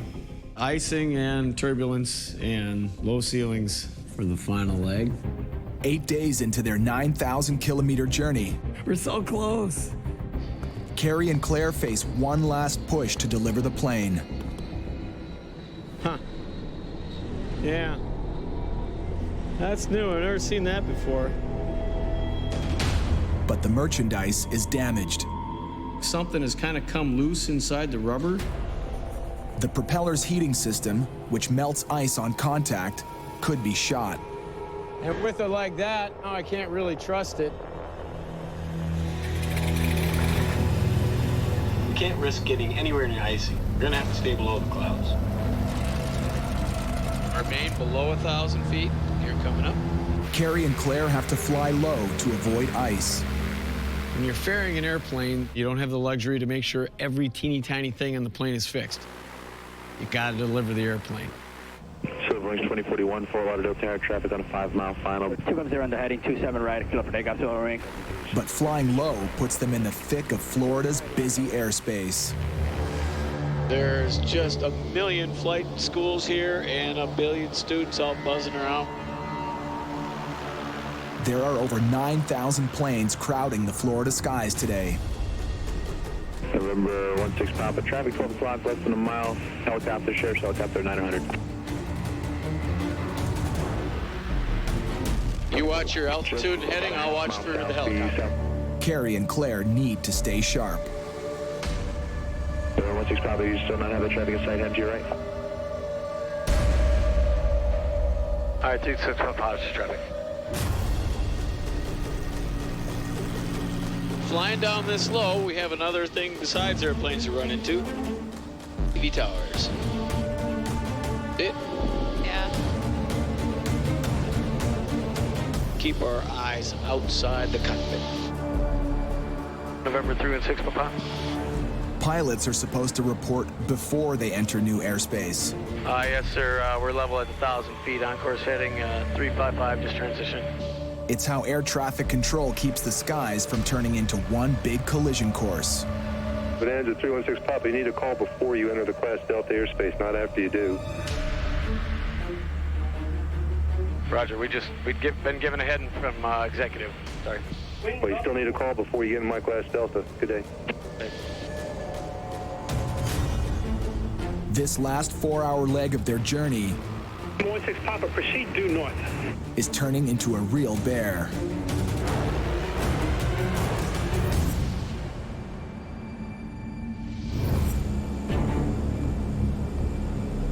We're in the home stretch, sucker. I can't believe it. Yep. Brad and Stu are on the final lap of a 20,000-kilometer, 13-day sprint around the globe. The weather's so crappy on our last day. No love. Worst weather of the whole trip. With murky. God, you gotta be me. That's gonna be sticking. It is gonna stick. We got some clear ice built up on our wings. A buildup of ice can mess with the airflow over the wings. You can see the big white line on the front of the wing. And turn an aircraft into an anchor. I'm gonna blow the boots.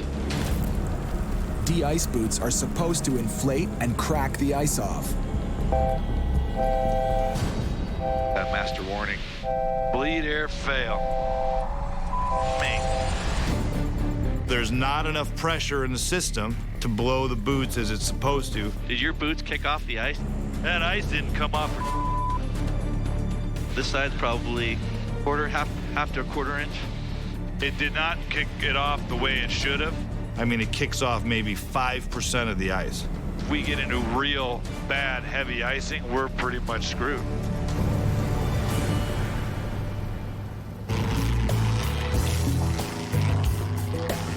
Hey, see those towers? Yep. For Carrie and Claire, flying low to avoid icing Don't hit those. means they face more obstacles than an NFL running back. Aye, aye, Captain. Right now, Claire's at the controls. There you go. Now you are getting the right tone. If you had a little cap, you'd want to doff it like this to me, like, hey, Cap. Don't push it. Okay, airport's over there. Let's slow this baby down. Aren't we sinking kind of fast? Nope. Okay, gear coming down. Okay, pretty bumpy. Yeah, this is pretty turbulent. Keep a little extra speed, help us battle this turbulence. It's pretty bumpy. So we're gonna land a little bit faster than normal.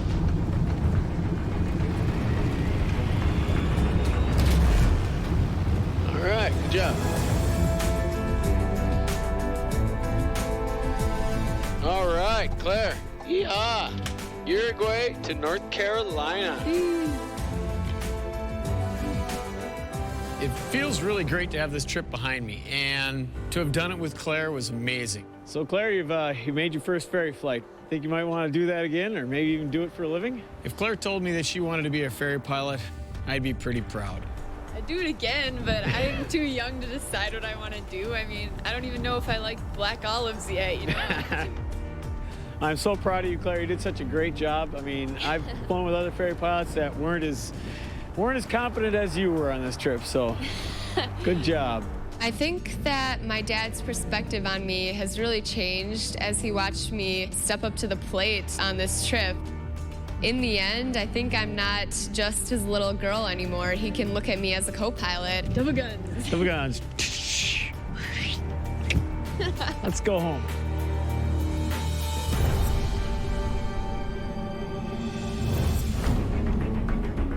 On the opposite coast, Brad and Stu are on their final leg to British Columbia. This thing is just taking a big old shit on us. Dude, 48 minutes to go, and it's just taking a big old turd right on our heads. This is the worst icing we've had. Just hitting these heavy moisture things, jamming us up.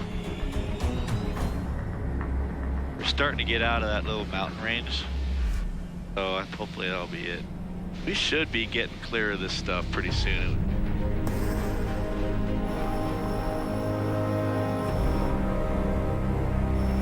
Ice is starting to thaw. Yeah, it's breaking up. The wings are finally starting to clear up. Right base to final for runway 19er. Flaps coming in, gears coming in, props coming up. Cool. Made it. Nicely done. All right. Put her to bed. We made it. How's it going? Yeah. Oh my goodness, we made it. Good to see you, bud. My ass is just sore. Yeah. Just so many hours in the seat. Hey, what's going on? Well, we finally made it. Well, that was a hell of a trip, man. It was. It was a good flight, but I'm pretty much done with that plane. I don't want to see a 1900 for another month. Well, I appreciate all your hard work. I mean, I know we had some issues, but at the end of the day, we got the plane there. You guys are all safe, so job well done, man. Yeah, we're golden. Okay, dude, talk to you soon. All right, see you. A lot of pilots would never even attempt to do what we do. Dude, it is crazy out there. It's unlike anything else. We'd die from hypothermia by the time anyone got. The real question is who's gonna eat who first. We met some neat people. Polar man, outstanding. No, that's cold. Some new experiences. So what is this Seal again? stuff. Seal juice. It's hard to explain how happiness just invades your body. Woo! Marcia drives an airplane with a propeller. You'll say, okay, I did this. That's about time, my brother. Oh, that's like crazy. Who gets to do this? I see why I'm a ferry pilot, Claire. I do. I see it. It's really cool for him to watch his little girl turn into a ferry pilot. You're 10 degrees I'm off trying heading. to deviate from this huge cloud. Okay, then. On a couple of trips, I'm going to be the one in the back sleeping. Bring it on. I'll take it. Oh, my God. These are very dangerous flights. We have to face all kinds of different challenges. Slowly, slowly, slowly. Cool. Dude, did it. We did it and you did it, man. Shazam for one last time. We are here. Double gun. Beautiful. We did it! Where's Dan Yuki? Yuki mechanic on the...